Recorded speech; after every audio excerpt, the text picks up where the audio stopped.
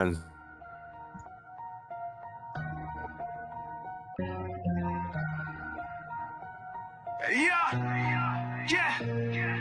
I'm that Dak shadow in the night, moving swift, vengeance in my veins. Got the streets in a rift, born from the pain. Life cut me deep like a blade. Now I'm hunting down the snakes that made my world fade. No cape, no mask, just fury in my soul. Superpowered outlaw, taking back control. They burn my past, left scars on my heart. Now I'm ripping through the dark, tear their world apart. Unbound, I'm bringing the storm. Fury in my blood, from the ashes I'm born. No peace, just war in my sight. Vigilante in the streets, bring the pain every night. Unbound fury, I'm the one they fear. C.O.U. soldier, make the wicked disappear. Yo, I'm off the leash, no chain can hold me down. City's my battleground, hear the thunder sound. Got powers in my grip, yeah, I'm breaking the mold. Turn their lies to dust, let the truth unfold. They took my life, thought they buried my name. Now I'm rising like a phoenix, spitting hell's flame. No mercy, no tears, just a fist to the dome. Make dags on the prowl, this world is my home. Unbound, I'm bringing the storm. Fury in my blood, from the ashes I'm born. No peace, just war in my sight. Vigilante in the streets, bring the pain every night. Unbound fury, I'm the one they fear. C.O.U. soldier, make the wicked disappear. I'm the growl in the dark, the shadow they dread. Got the ghosts of my past screaming in my head. Every step, every strike, yeah, I'm setting it right. Hey, dogs, don't sleep, I'm the spark in the fight. No rules, no cage, just... What's going on, everybody? Happy New Year. This is officially the first After Hours 2.0 for 2026. I just wanted to let everybody know at the top. I have two guests in the back that are here, that they're hanging out. I'll let them in momentarily. But I just wanted to say, this stream is pretty much the same as the one before, just a little bit looser, a little bit more different things that we can go over. And I also will be going over any campaigns I have currently running or any upcoming campaigns during the course of this show. At one point or another, I'll stop things, go through it, and then get back to the festivities. But I'm still going to be drawing my projects. If anyone wants to come in and work on theirs or talk about theirs, feel free to do so. We'll give you the floor for a minute, maybe 30 seconds. We'll talk about it and go over it, and try and get even if it's an eye or two new, you know what I'm saying? We'll get it on there. But that being said, let me start bringing these people in no particular order. We have Matthew Craik, author and creator of Night Slayers, which will be there's a sign-up sheet, I believe, for his Kickstarter campaign. It'll be later this year. And he also has a bunch of stuff that he'll his links and stuff that we'll be sharing out. We have Artex Edwin, creator of the Moth Quad and a million other things. What up? And then we have in the back, we have Rick Piper, creator of the Canadian Shield. What's going on, Rick? Not much, yourself? Yeah. Chilling. I don't usually put my face on screen that often, but here we are. Oh, Canadian Shield. I haven't seen you for a while. Yeah, baby. Yeah. New Year's, Christmas, getting my campaign out, all fulfilled. So I've just got one person to send it off to, and then technically fulfilled. I got to tell you, I was very happy with the way my Canadian Shield came out. I'm just saying. Yeah. I mean, that dude had no body fat. You know what I'm saying? He'd be messing shit up. Yeah. Did you see my colored version of that? Did it get past flats? Because I saw when you flatted it, or flattened it, or something, whatever the hell, however you say that. Pretty sure All right. I feel like I'm waiting for dial-up modem. Bing, bing, bing, bing. Bing. I'm just moving things around on my computer till I bring it up, get it up. And then In your the mom. meantime, let's look at this mug right here. Look at this. Oh, good lord. Oh shit! Look at this. Oh, he's like, yeah, homie. Look at this. That's cool. I like it. Look at that dude's jacked. Like, He's gonna chop all those trees in half with his hand. Yeah. He's gonna smoke all that grass. I mean, mow it. Well, he might not do that. Yeah. This is a family-friendly character, Chris. Stop it. he can't wait to mow that grass. He He does can't wait to chores. mow that. He does chores. So that looks awesome, dude. Can I ask a favor? You could. You see that thenightslayers.com I got in the private chat? I do see that. Can you click that and look at something for me? I'm looking at it. What am I seeing? Do you see us on the bottom? It should say get updates. It says characters read on Global Comics or follow on Kickstarter. And below that, scroll down. Yes, I see that. What does it say in the white box? It says get updates, and then it says type your email. Okay, that's what I need to know, because on my end, it does not say that. It says my email address and will not change. Oh yeah, no, it says it right on this side. Okay. I'll drop that in the I'm gonna drop that in the comments for you. Very people can see it. It's Do you have there. recommendations how I can make that website more interesting? I'd like to have like a report a haunting page, but I don't know how to put it. If you want to just make what's there more in your face, I would say see if you can embiggenate all the pages on there, because they're kind of small. They're not small, Okay. but there's a lot of empty area around it on the website when you go to it. Okay. So I don't know if you can make those images, those boxes bigger or not, but if you can do When that, you click on the pages, they come up. So the big one, click on them. the pages do. But I'm just saying that main screen that you scroll up and down on, everything looks kind of half the size it should be. Or, I don't know, maybe that's just me.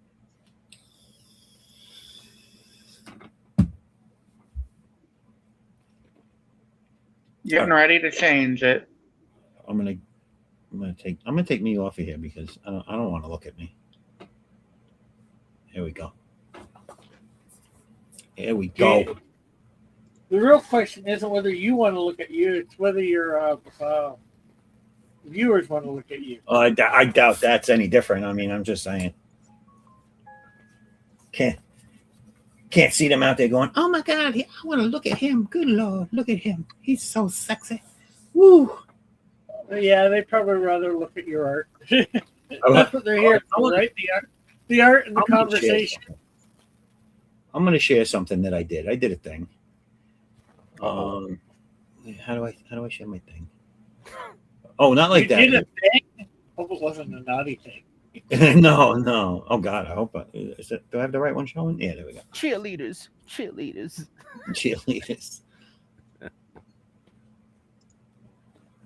All right. I gotta take the art text down for a second so I can do this. Look at that.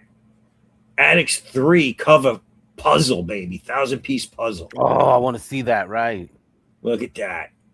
Oh, cool. How much did that cost to create? Or and look, it's on like a canvas texture. And this is the box that you can customize the box. Like I put Addicts Unbound Fury 3. It comes with it. This is not cost effective to sell.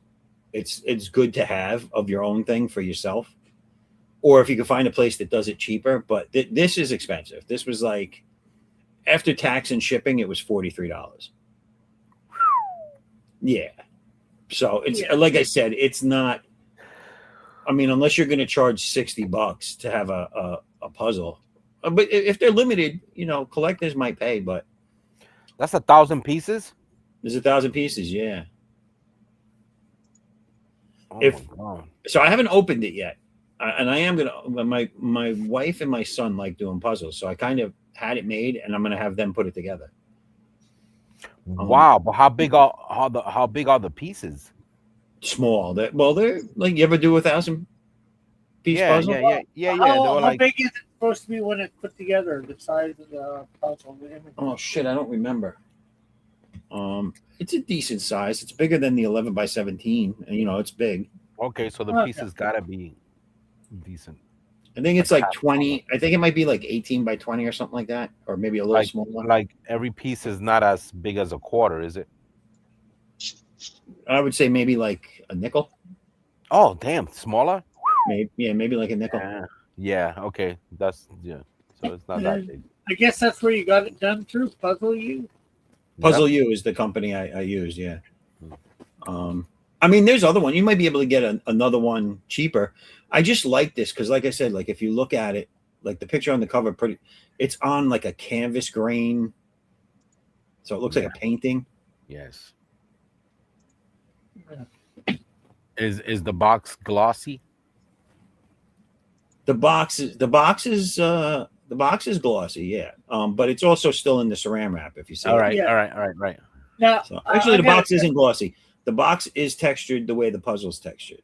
The whole box. Okay. Now, here's a dumb question. In getting it, could have you had it sent to different people? So, save on their shipping, that it gets sent directly to them buying it? I Or don't do you know. have any idea? I don't know that they have a fulfillment thing on their site. I think it's more like a company store where if you want 20 of these, you got to buy 20 of these. They'll ship it to one address. Yeah, okay. I thought so, but hey, it's worth asking, right? Again, this was like I looked up create your own jigsaw puzzle, and this was like the 5-star thing at the top of the search. I went in, I saw that it was affordable for me to buy a one-off, so I did it. I'm pretty sure if you actually did any sort of like investigative reporting on this stuff, you'd probably be able to find something cheaper, more cost efficient for campaigns. Yeah. Probably not the same quality, but maybe, you never know. So pretty much what I did was I hit a bougie spot. You know what I'm saying?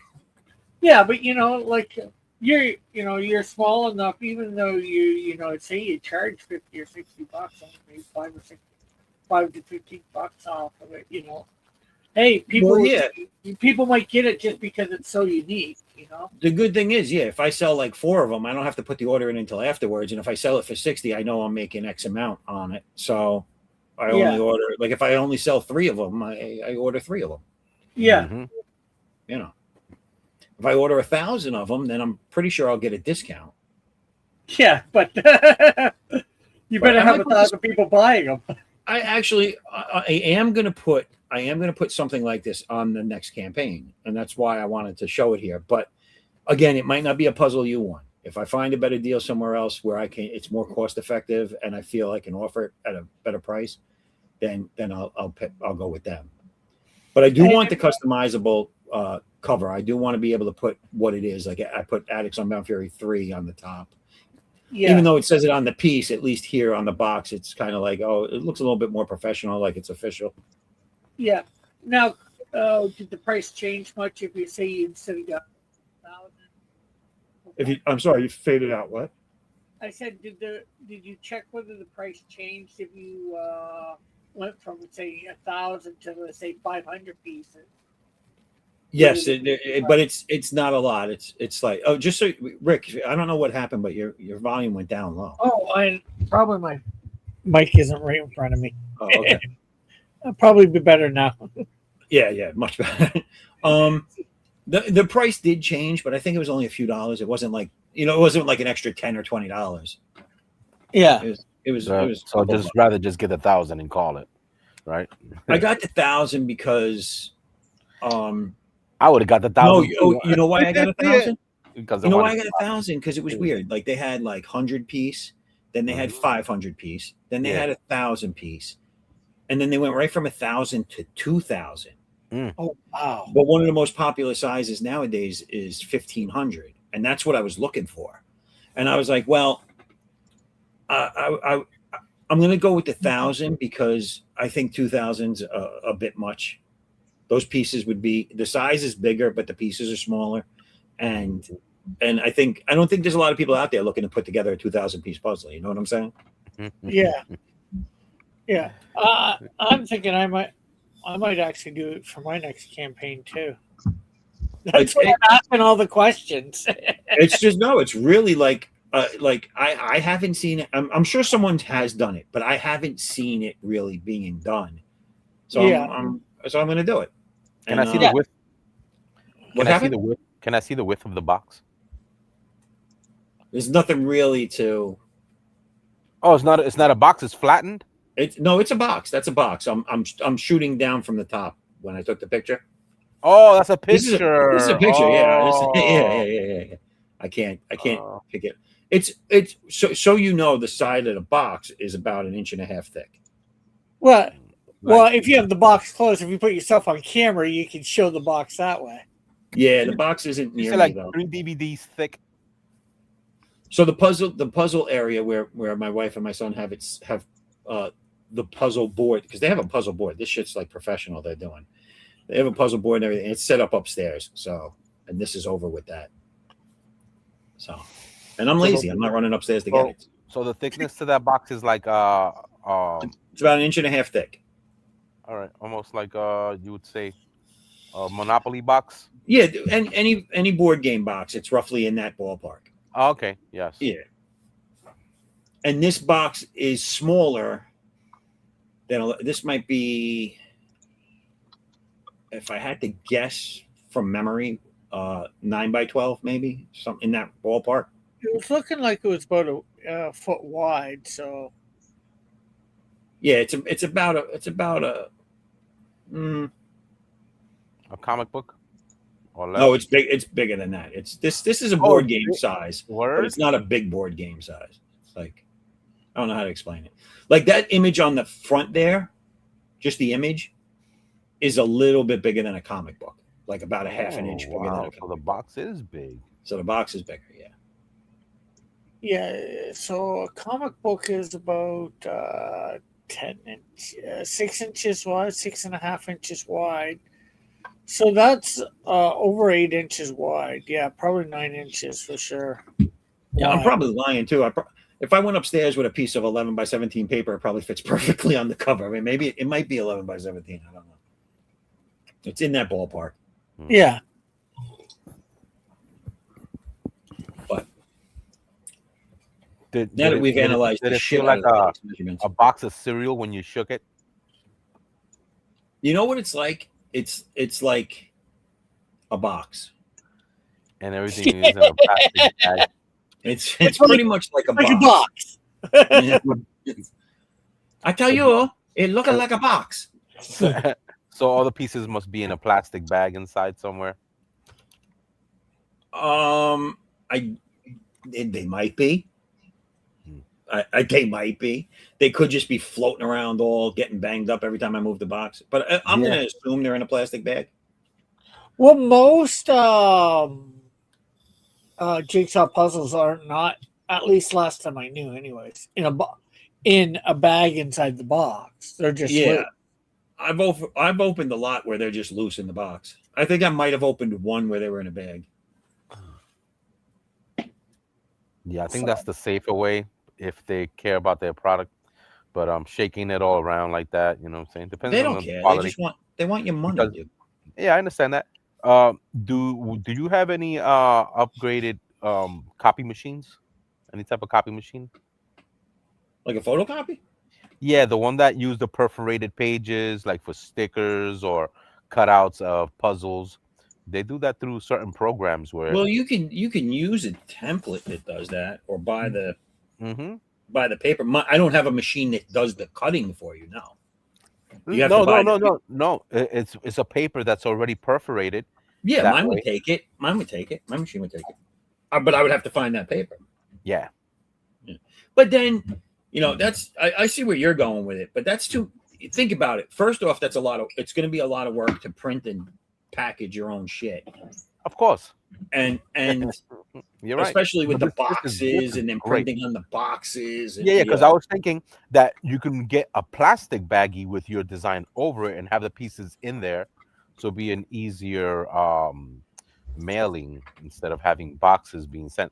You know what I'm saying? Like the little plastic baggies. But you'd still have to put it in a box to ship. Yeah, regardless, that'll be the expense. So I'd rather just get it in a professional looking box rather than just yeah. Then you got to get another box to put it in. You're double boxing. I don't want it to be like a Christmas present where I put where I put a J. Crew sweater inside a Kohl's box and send it to and then wrap it. What's that? Temu baggages. Yeah. I still think I still think that reel that was out there on the internet of the Temu or Timu, however you want to pronounce it, J-Lo getting gas. Did you see that? Oh, I think they have her something face, like that. She was a midget or a dwarf, I don't know, but she was pumping gas, and her face looked almost identical to J-Lo, and the heading on the thing was Temu J-Lo. Yeah, they have her on Instagram. She really does look like her. It's crazy. I know, it's crazy. Like somebody gave her a grenade. Yeah, she blew up. So anyway, that's what J-Lo's. That's what I wanted to show you. I wanted to show you that, and then that's awesome, bro. So that's the only one you own. You're not gonna have any more until. No, I ordered my. So the one that is in the video, the one with the 3 characters stacked. It's the homage cover for issue 2 of Will Spatacio's number 280 cover. All right. I got that done as a puzzle too. That one's I didn't get that yet. That should be coming in next week. Nice. So I'll have two puzzles for myself, 2 different covers. But because the orders are in, they do have it where you can go back and reorder something you've already had printed with them. Yeah. So now that those 2 are there, I might offer both of them on the campaign, and then if I get orders for them, I can just go back to them and reorder it. If I choose to stay with them, otherwise I'll just put them back in again. And I want to show you the picture. Now this is an AI generated picture based on my prompts to them. Because remember I told you I was looking for some sort of reference for that car crash I need to draw. All right, I only found after the fact stuff, and that's not what I want. I want point of impact type photos, and so I went to AI to see what they could do, and they really nailed it with this one. So I'm going to show you this one. Bam, there it is. Oh, yep. So that's what I'm going to be using as reference. I already used that. I already used that. The 18-wheeler is not going to be an 18-wheeler. It's going to be more like did you ever see those Boar's Head trucks? They're really diesel, but they're shorter box trucks. Mm-hmm. But it's like it's got a Mack truck front end, but it's just a stubby, bulky, like it's almost like it reminds me of the armored cars that trucks that move the money. Oh, okay. It's like really bulky and diesel looking. It's like a Rhino. Yeah, it's an armored truck. Yeah. So it's going to be one of those, but it's going to be a delivery truck that looks like one of those. It's going to be hitting. It's like a Hummer, an extra large Hummer. Yeah. With metal plating. So it's going to be hitting the car. That's a nice custom by Crunch. Mm-hmm. Yes. And what I like about this is, so I had to flip this around. I had to mess with AI enough to tell, because they weren't getting the hint that I wanted the driver's side to be completely like, oh yeah, that person didn't live. You know what I'm saying? Because that's basically the point of this impact, is that there's no way that person in the driver's side lived. Yeah. So they kept putting the driver's side on the other end. Like, you know what I'm saying? Like hit on the driver's side. Yeah, I did that, and then every time they generated something for me, this side with the door open had the steering wheel. So I flipped it enough to where I got it. I put enough different prompts in to finally that. Yeah, you can't really tell that they might still be making that the driver's side, but at least you can't tell. I guess they're just thinking you're driving in England. And they probably think this guy can't be disturbed enough to want to see the driver run over. But yes, I am disturbed enough. But anyway, yeah. So that's that. Yeah, it's hard to get AI to do stuff like that sometimes. So now I've showed you that, and then I'll show you when I'm finished with it. Cool. But I did drop Matthew's link in the chat for all of you out there for that sign up page that he was working on. Did you change it, Matthew? I'm changing it right now. Okay. And Rick, what are you up to, man? What are you working on? Not much. Slowly trying to get Snowdrift 2 started. The Snowdrift dash can done. We do have one page of the Snowdrift dash can done. Oh, nice. At least the visuals. Let me see. I'm gonna hop over to Edwin real quick and see what. Look at here. Oh, I'm showing stuff. Oh, wait, I'm showing stuff. Yeah. Oh, what happened to Raul? What happened to Raul? I like that. Thanks. I was looking through my older files, and I think I used that truck impact on the Daylight Day comic book that I was doing like a few years back. You used what on it? That truck impact crash that you just showed. Well, probably something similar, but this thing has added and taken away pieces a million times. So yeah, it kind of reminded me a little bit. Yeah, like I had to change the color of the vehicles because I don't know why I got that involved in it. I was just getting carried away with what it could do. Yeah, because I don't really need that for reference. I just needed the impact. I needed this, like all this. Like I'm not sharing anymore, but like all the engine pieces and the stuff flying away from the impact. I needed all that. Right. I wanted to see how that impact would affect the destruction of it. Yeah, that's just crazy to do a picture that's being demolished by something that's normal. How it folds what's crunched. Right. And like I said, dude, I mean, there was videos where you could see things getting hit. Yeah. But they weren't really good. They weren't focused well. What was it? The dummies? Remember the dummy commercials? Yeah, the crash test. Dummies. But those are just getting hit into a wall. Like that didn't help me either. I needed to see this. I needed to see the impact. Right. He needed to see the impact of his word choices. Right. I needed to see what my vocabulary would paint.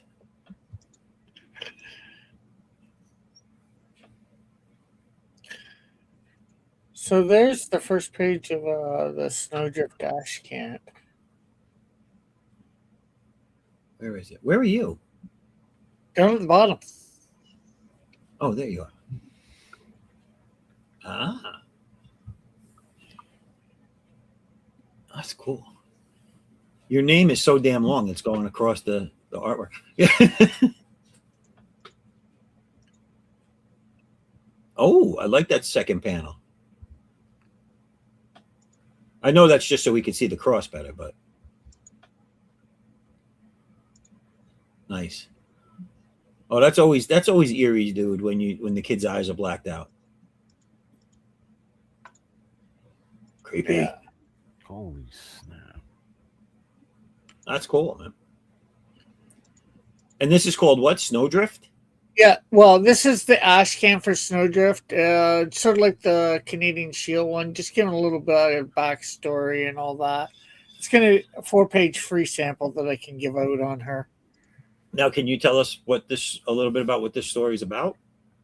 She's just doing a little bit of a recording, saying, "Hey, my name's Snowdrift." You know, uh, she doesn't give her a secret identity. She's like, "I don't trust it that nobody's going to get a hold of this that I don't want."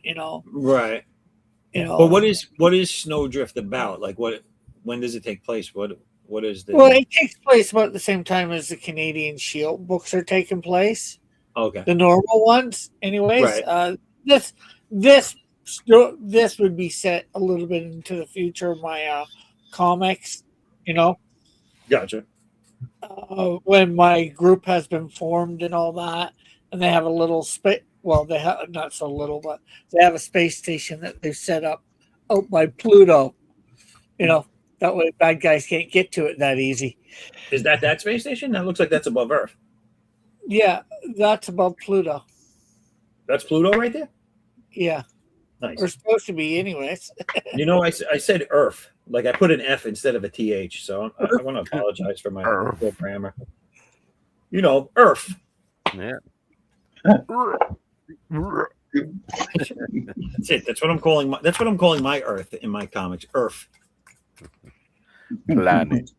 So yeah, that's supposed to be Pluto. I'm not sure whether he got any reference photos or not, the artist, but I'm looking at it and I don't have a map in front of me. I'm just taking the land lines that are on the planet. Yeah, kind of made me think it was Earth, but yeah, I see right in here make you think that. Yeah. But this is just the black and white for the ash can. Is this eventually going to be colored? Eventually, I'm going to color it. But in the when I do the ash can, it's just going to be black and white. So when it does get colored, you'll know right away that that's not Earth, because it'll be a different color. Yeah. And then I'm going to have some narration up here and all that, so you'll know that way too. Right. It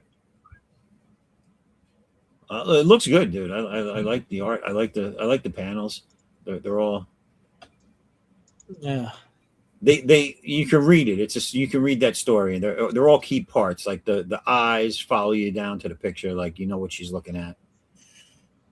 Yeah, it's good. I like it. I like this where you don't see her face, and I think if I had one critique, it would be, and I know you didn't ask for it, but I always have to, in this instance, I always have to say the boobs could be bigger.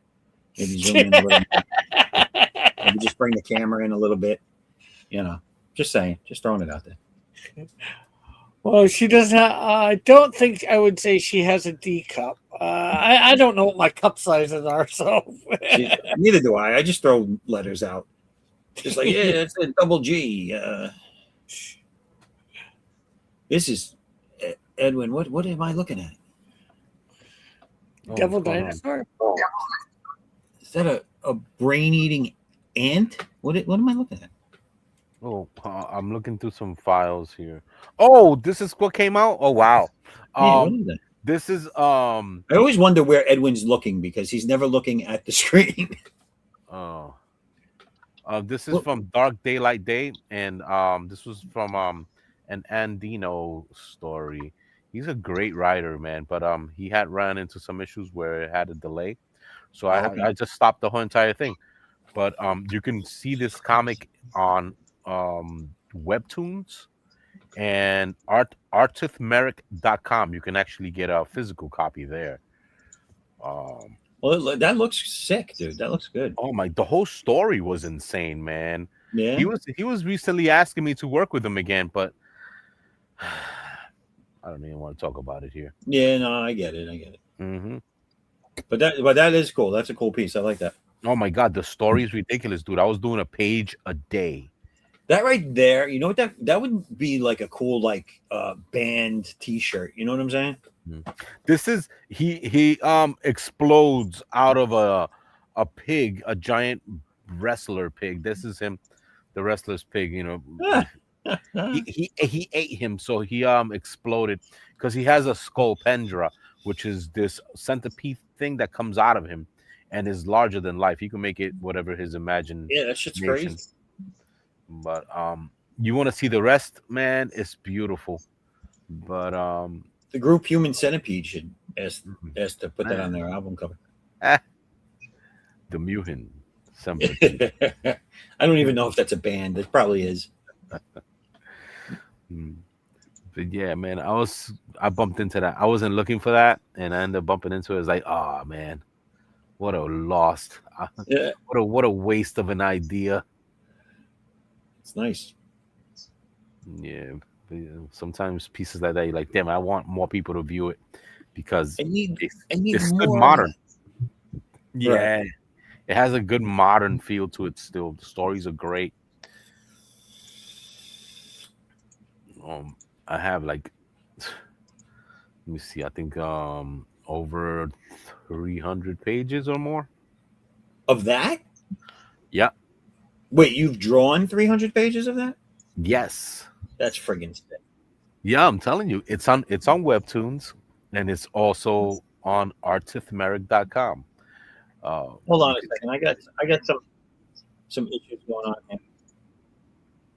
I don't know why my pill just started talking to me. Your It's pill? No, pilled. I have a pilled window open. I don't think this show is on pilled. I don't know. I guess Pops isn't around. He didn't put it on. I don't know. But I still had pilled open, and it just started talking to me. Whatever was on. I don't know what this is. This is Dark Daylight Day and I Welcome Death. There's part 1 and 2. This year? Yeah, Dark Daylight Day and I Welcome Death.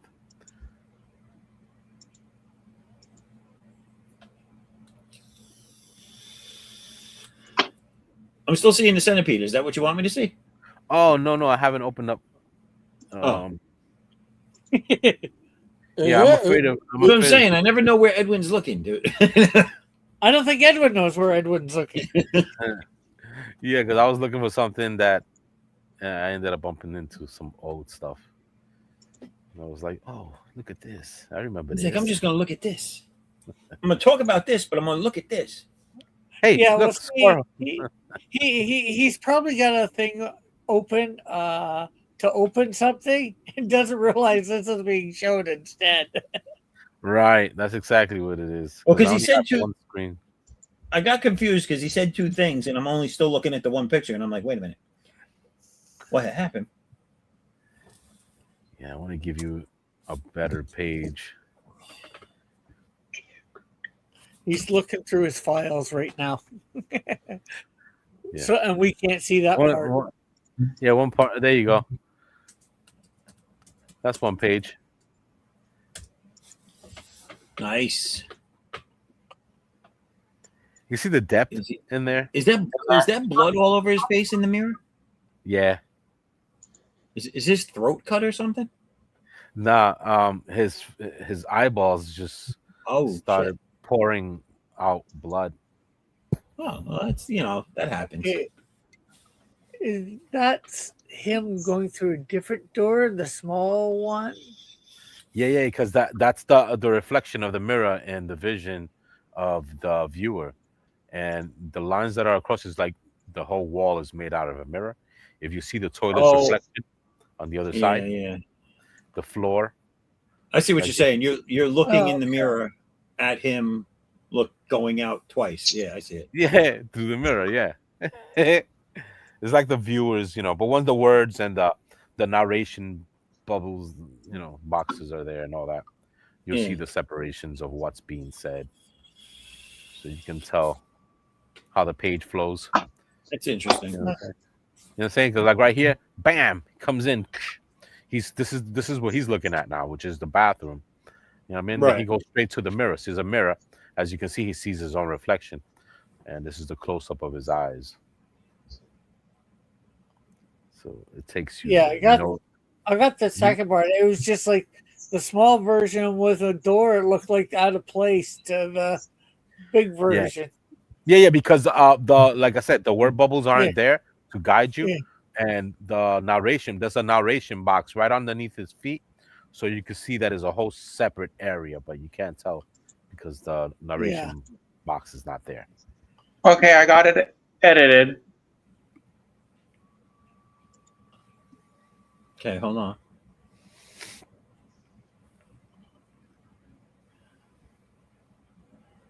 I'm sorry, guys. Would you want to show it off on the screen? Hold on. Did you drop? Oh, it's the same link. Yep, same website. Okay.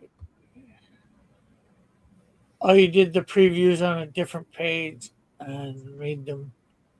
Oh, I see. Yeah. All right. Yeah, I see what you did. You gonna show the audience? I think that's good because Will you show the audience? yeah. The only thing I would suggest, it says home. Okay. I didn't realize. I thought it was on the page.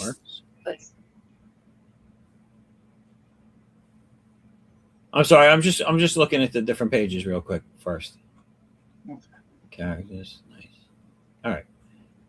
I'm gonna put it back.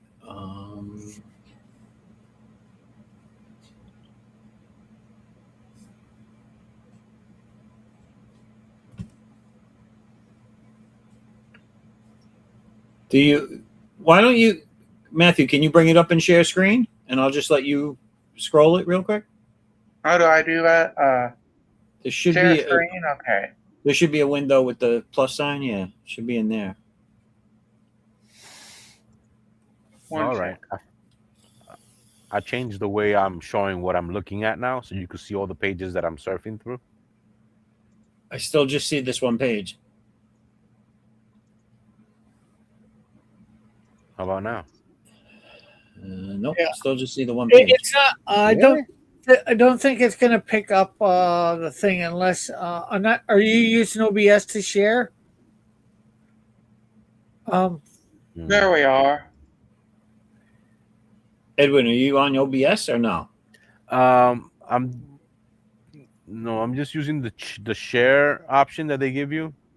Yeah, then it's not going to pick up the pop-up that comes with that. How about now? Nope. Still just that one page. Oh, wow. One second. One minute, crazy. Matthew.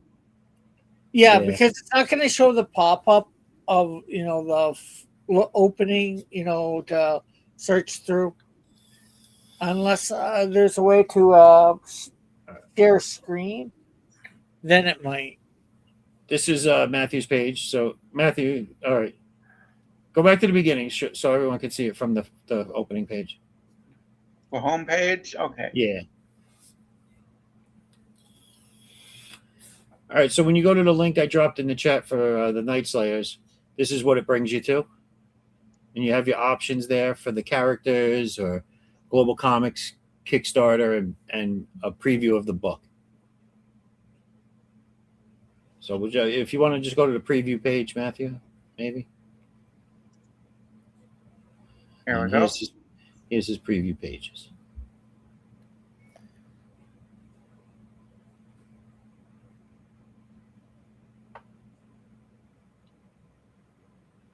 And that's 8 preview pages, right? 8 pages of preview. Well, this is at just 5. Matthew, none of this has gone to a printer yet, right? Just the ash can. Right. Can I make a suggestion? Because I just saw it. Yeah. Go. Can you go to page 1? 1? Okay. Yeah. Yeah, that one right there. All right. So in that very first panel, I just want to suggest that maybe get back in touch with your artist and see if he can put a little bit of a texturing on the moon, because right now to me that reads as an empty word balloon. Yeah. Oh. And that's supposed to be the moon too. It looks a bit big to be the moon too. But, I think that's what he's going for, like that ominous, bit oversized moon. But I think it should have some little bit, maybe just on the edge on one side, a texture that fades into the white. But just so you know, it's not a word balloon. Yeah, okay. Because I must admit, first time I saw it, I thought it was a word balloon. And then it was empty. And I'm like, only because also here. because it reads straight across too. Like you got the 2 caption boxes, then you have the moon, and then you have the next 3 word balloons in line with that moon. It looks like it's just a word balloon with no words. Yeah.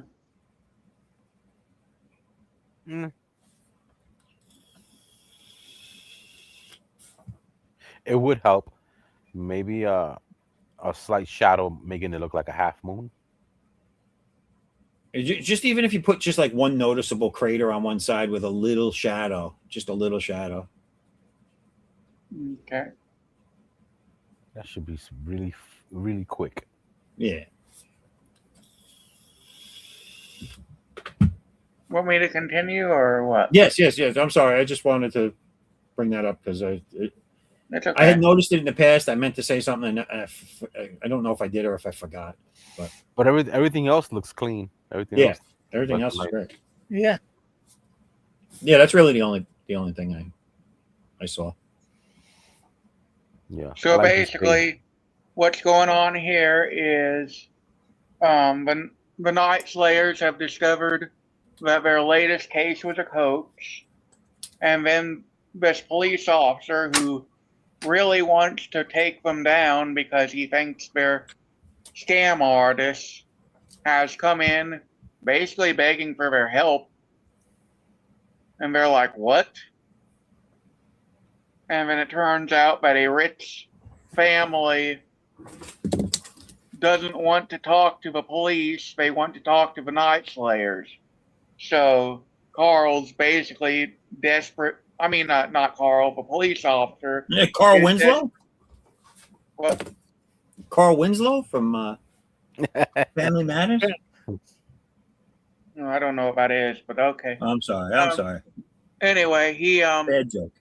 the police officer, I forget his name actually, Jonathan Stone, basically gets their help to try to get more information out of a witness of a child kidnapping. Okay. And they are interviewing her, and she's talking about how she made a deal with some entity Ooh. in exchange for her kid years ago. Oh no. Big. And now the entity is what she's blaming for the kid's disappearance. And then she kicked him in the Jimmy. Oh! Dun dun dun. Yeah. I like it, man. Yeah. It sounds great. It sounds like it would be a great movie as well. You should try to sell the script for Netflix to make it.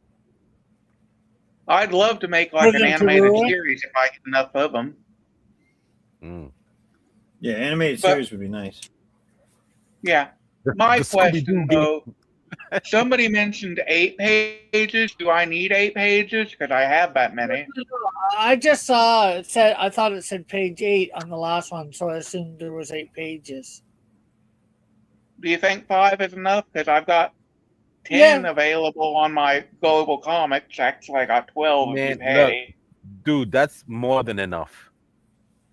Okay. For 5 pages? Yeah. Okay. Yeah, like the only reason I thought it said 8 because I was seeing a page number in between each of these, and I think on the last. Oh, it says page 5. I thought it said page 8 for some reason. You gotta leave them on a cliffhanger so they could be, wanting more. But I get you. Rick's been doing a lot of LSD, so it's all right. No. Which one's Rick? Letters of the alphabet. I'm below you. Oh, right now I see the Rick on it. You throwing gang signs? There's like 35 words there I could have chosen. Rick, Piper, creator. You throwing gang signs? Canadian. Did you guys want to see the characters? Profile? Yeah. Go to the character page. Okay. You know what? I'm not making this big enough. There we go. Carl Vincent, based on both Carl Kolsak and David Vincent from Kolsak the Night Stalker and The Invaders, by the way. Carl used to be a reporter until he lost his reputation and job by How? insisting on chasing paranormal headlines. He and Emily, Pseudoscience guy. They were like, nah, I They're don't like, believe this guy. you're crazy. So then he became a cop. Yeah, he, yeah. he and Emily Oh, have geez, he's going to get a lot more respect there. joined forces to start a paranormal investigation and extermination service for Night Slayers. Like that Then we guy. have Emily Niles, a librarian until the night her father was committed to an asylum for staking a corpse and claiming it was a vampire. She partnered with Carl to start the Night Slayers mainly to prove her father right. Nice. And then we have Jonathan Stone, a nice guy and an honest cop, but a total skeptic. He has spent months looking for an excuse to arrest the Night Slayers, convinced they are scam artists. You've got to put that in a story somewhere where she's stabbing corpses. That's hysterical. Like, I mean, I'm getting a visual on that, and like, how do you explain that off when they find you doing it? No, They're You already dead. understand it was going to come back to life. her dad did. Oh, her dad did? I thought it was. I'm sorry, I misunderstood. I thought it was her. Yeah, but it says her dad was committed to an asylum for it. You still got to show that at some point. back in the medieval times, I was going to, catch... but my editor removed that scene. Really? Yeah, that's one of the two things I don't understand. I agree with most of what he did, but making the my original idea for one of their tools was they have this tool. You know what an EMF reader is, right? Yeah. Yes. Well, I invented in this story a device called the Mod, which is basically magic origin detector. It's like an EMF reader, except it can track a whole lot more than ghosts. Gotcha. And All right. I had it where it had 3 categories. More categories on it.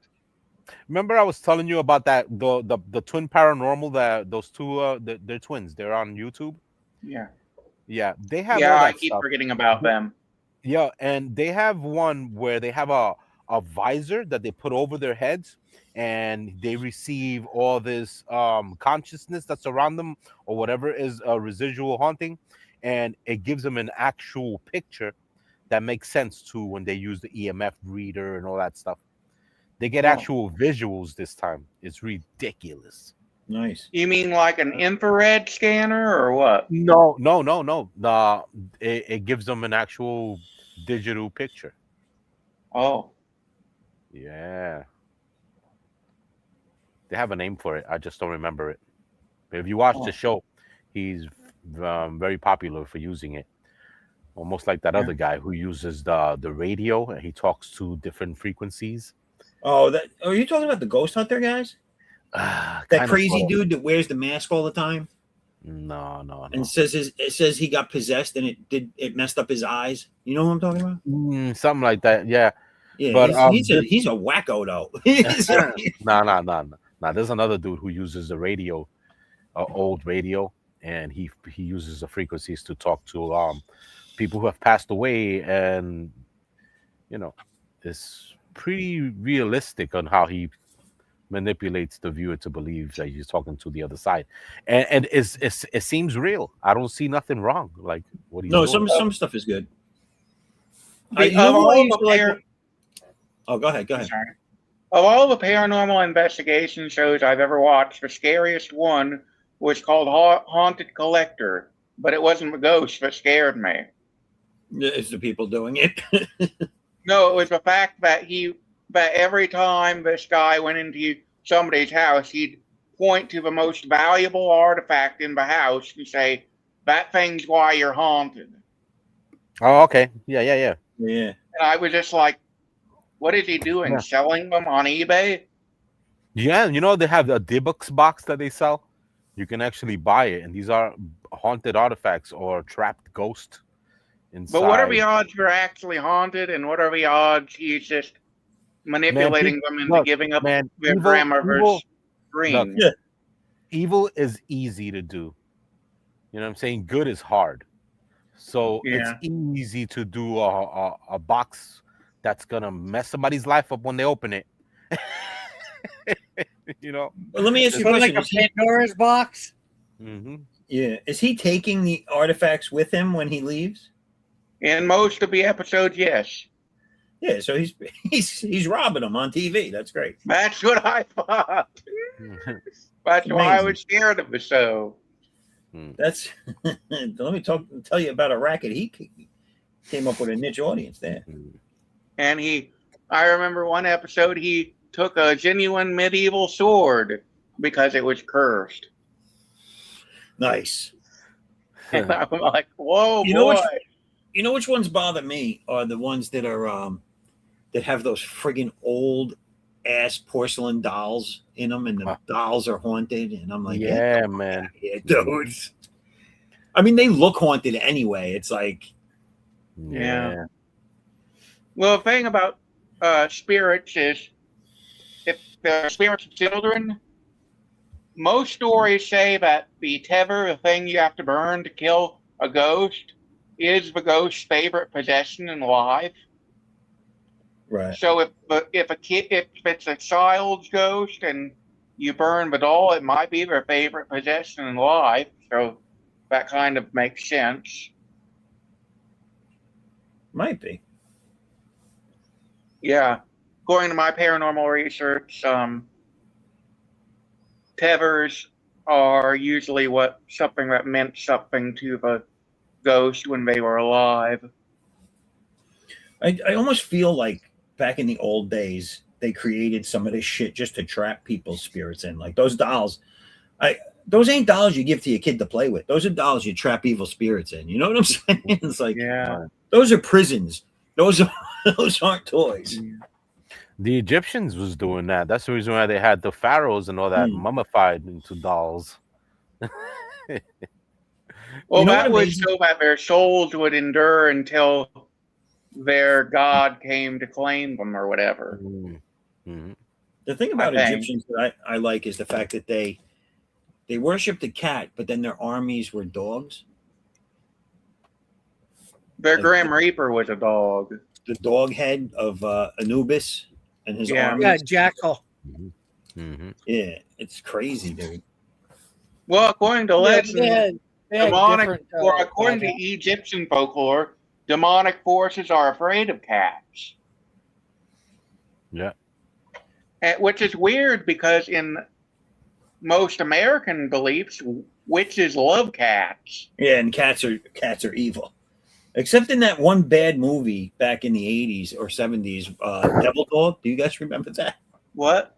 Oh. Devil Dog, it was called, where the dog Never heard of it. The dog was Satan. And Oh. and this family, they either adopted it or something. I forget how it came to live with them. But one by one, it was possessing and turning all the members of the family evil. And then finally, it either got, I don't remember if it was the mother or the child. I saw it when I was a kid and it stuck with me. But there was one family member left and somehow they miraculously beat the dog. And it was crazy. It was so low budget. I think when I saw it, it was on regular TV. It was horrible.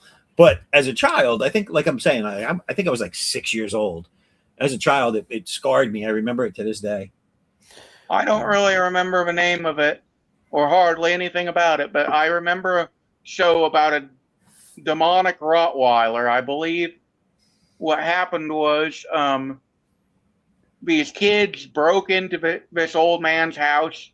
The old man had a heart attack, and the Rottweiler was doing everything to get revenge on the two kids who killed its owner. And I guess they killed the Rottweiler early on, and its ghost kept trying to kill him. Oh, that's a different movie. This one, I think, was a Doberman Pinscher. And whatever happened at the very end, the mom said, "Take me instead." And the ghost dog jumped after her, ripped her apart, and she lived, but by the time they fixed her, she was brain dead. Nice.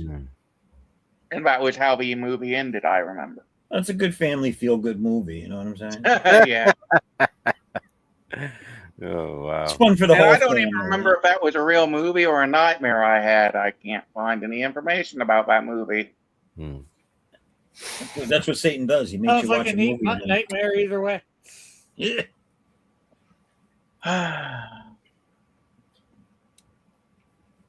Damn Hollywood. Hmm. I've had encounters of weird paranormal stuff throughout my entire life. It's just crazy. What Especially kind? um Oh, well here we go. where I lived, there was these witch doctors that were making money from the Spanish culture who had no real jobs and had to, fall to the streets to make money other ways, and they would get in trouble by the law. And these people would believe that these witch doctors can get them out of predicaments by doing rituals with chickens and blood offerings, and so they would pay these witch doctors money to get them out of predicaments from the law, and it would work. So people would, worship these little witch dudes who were on the block, and they would mess with a lot of deities that would inhabit the areas where they lived, because there was like at least three witch doctors who were attacking each other because they wanted to make the wealth themselves. You know what Oh I mean? wow. Yeah. So they would fight against each other. So it would be like spirits and weird stuff that would happen to people. People would sell themselves to this witch doctor to bring them riches and stuff like that. And it caused a lot of drug lords to rise and fall, Wow. and yeah, and throughout that time, we living in this area. We're teenagers who, we like the Halloween, and we like, stuff that was fun in the 80s. You would wait for days like this so you can act up. You know what I mean? So we would gather up all our friends, and we would venture out and bully other blocks that weren't as tough as we were. So we would have battles with them. We would dress up like ninjas, and we would throw eggs at them. You know what I Oh mean? boy. And they would Big do the same. stars. They would do the same. You know what I mean? So when that was over and everything, we would stay late nights, messing around, because we lived in an area where there was a lot of factories where they would bring produce that was bad, or broken furniture, toys, and stuff from different stores. So we would break into these factories because we were young and stupid, and these places were filled with bums and prostitution and all that going around this area. And they would go to those places to find goods that they can fix for money, to get their, their fix, whatever their choice of drug was. And there would be a lot of deaths and evil stuff that would happen. Even paranormal ghosts would pop out of nowhere during the night, to the point where our friends, we were walking through a secluded area around the areas where the factories were at night. So it was kind of scary. So we would go through there at Halloween at night, just to, just for the fun of it, because it was Halloween. It was dark and scary. You were a whole group of people dressed like stupid ass ninjas with a bunch of rotten eggs to hit somebody or whatever. So we saw this dude with a raincoat, and it started raining all of a sudden. As soon as we looked at him, we like rain came out of nowhere. We were like, "What the hell? How did this guy know? It wasn't raining. We've been out here, and now we see this guy with the raincoat, and we were about to throw eggs at him. You know what I mean?" So we all said, "Yo, let's go get him." So we started going around all running like ninjas. Nobody could hear us. You know what I'm saying? And we was trying to focus on the dude with the raincoat so we could hit him with eggs. We lost him. We didn't know where the hell was he. We were like, wait, wasn't he just up there? We kept going around. How did we lose him?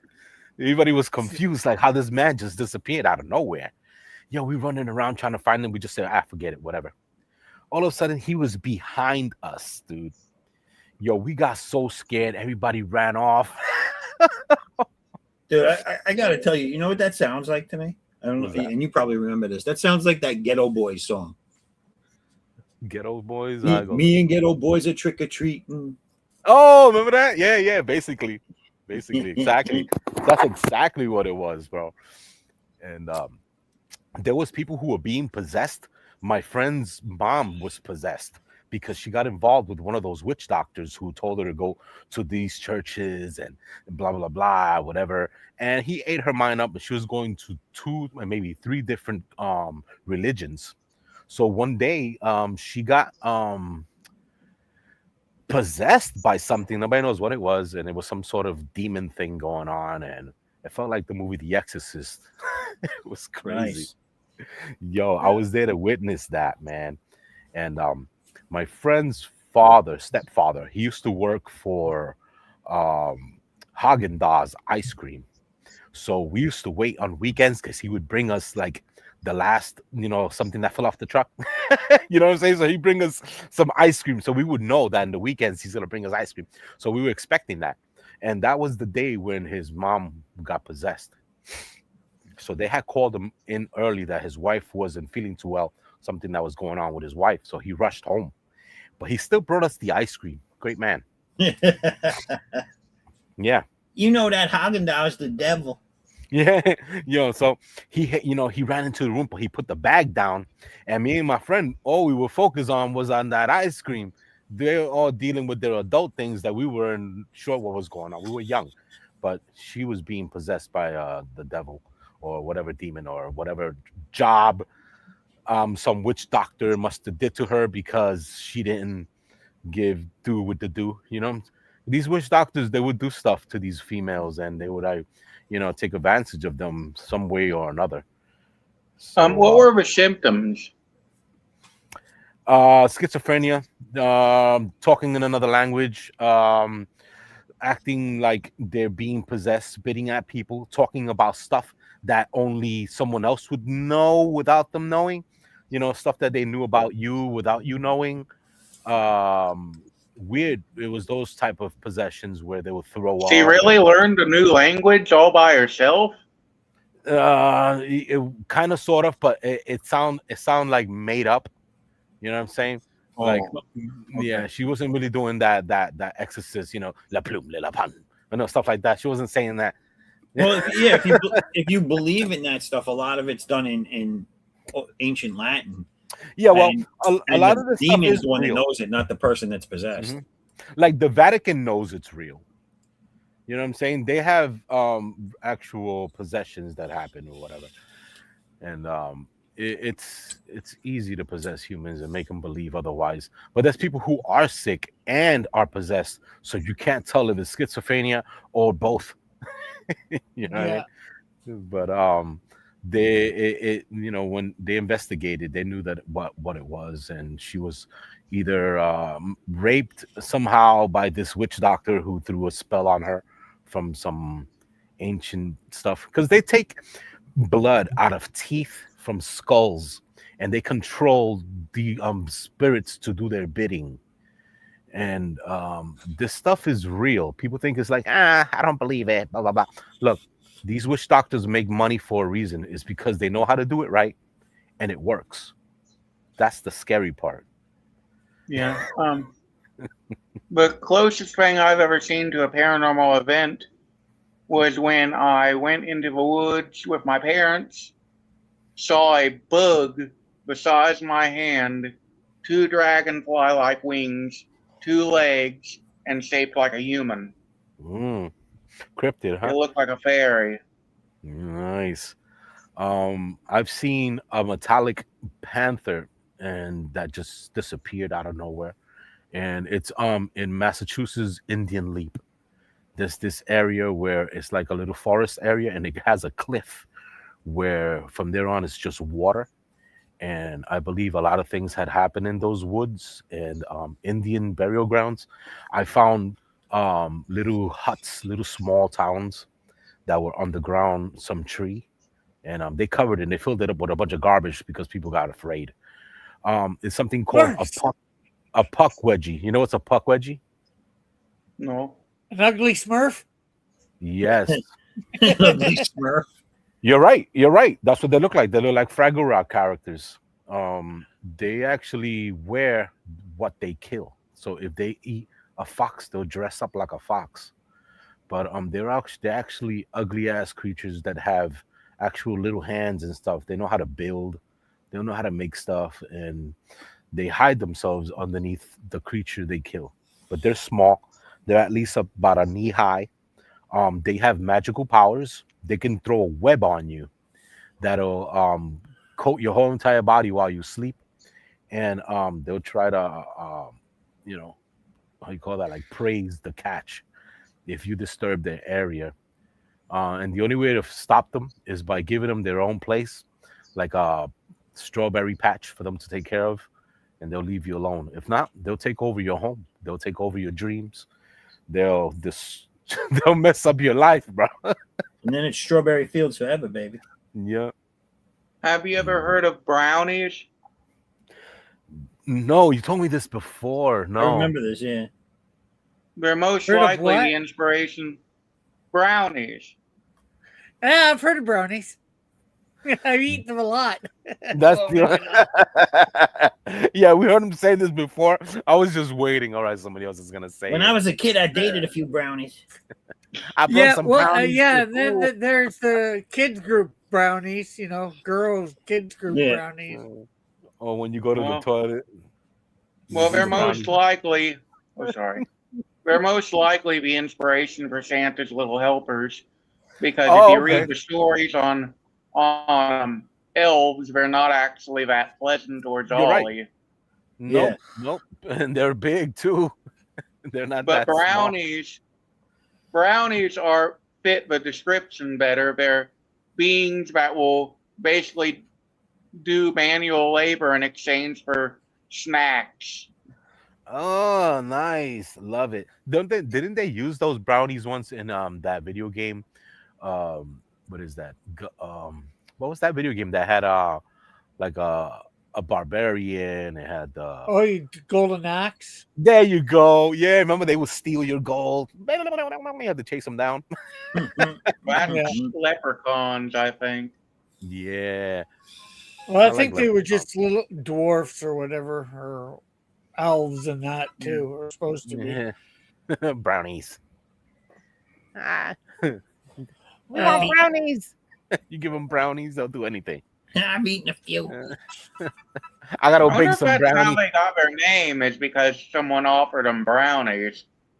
I know, right? It Who says knows? things like honey or cookies are supposed I to be do whatever good you for want. putting on their altar.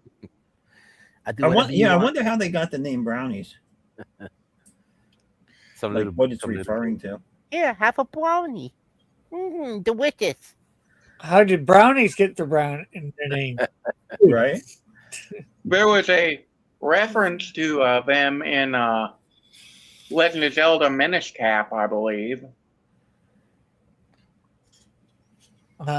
where Have a brownie. Well, yeah, there's sprites and fairies and shit in Zelda all over the damn place. yeah, but there was one game where they had a race of creatures that were invisible to humans, but they were a big plot point in the game, like the entire focus of the game. They were a race of creatures that basically acted like Santa Claus. Once they sprinkled the entire kingdom with gifts, and no human could see them. But eventually people were like, this must be the Pickery. And then,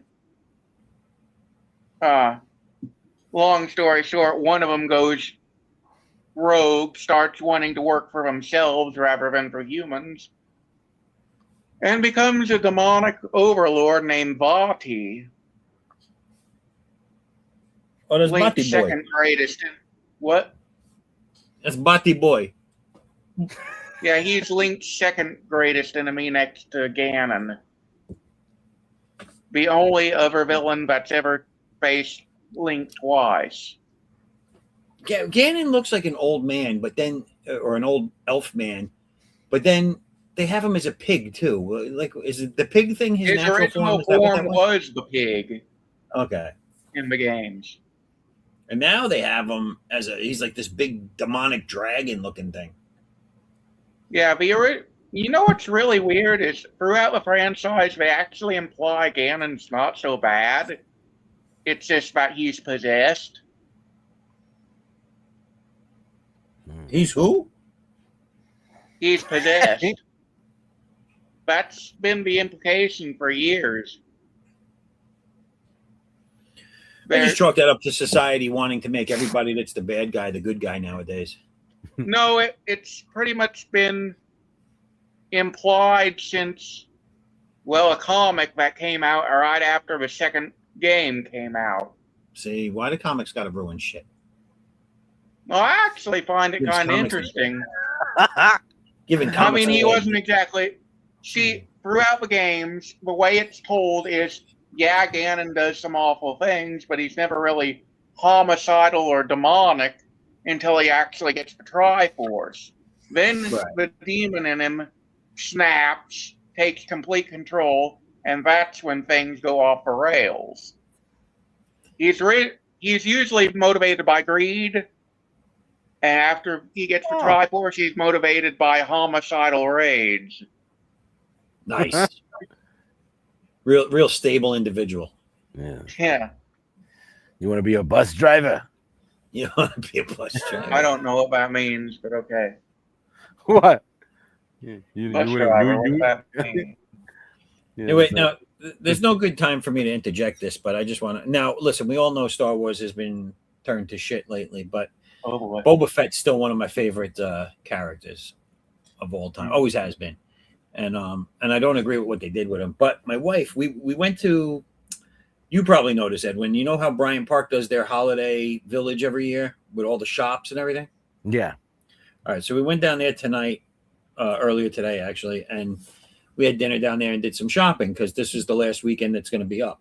And you ever see those guys that make those metal sculptures like out of parts, like bike chains and gears and shit? Yeah.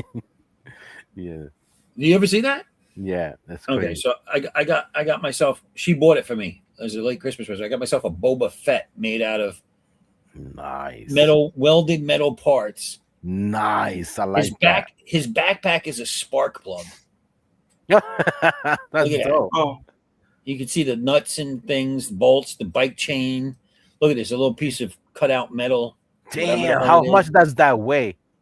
This thing weighs, I'm going to say this weighs about anywhere between 3 and 5 pounds, maybe. But the cool thing is he did a good job with that. Yeah, look, the head turns, dude. Wow. So does it completely twist off, or is just he made it so it just? No, it probably does completely twist off because it's on a screw. If you could see it's on a screw. Yeah, that's so, all that's gonna. But I just that's dope, man. Yeah. And look, they got like you can see the bike chain piece right there.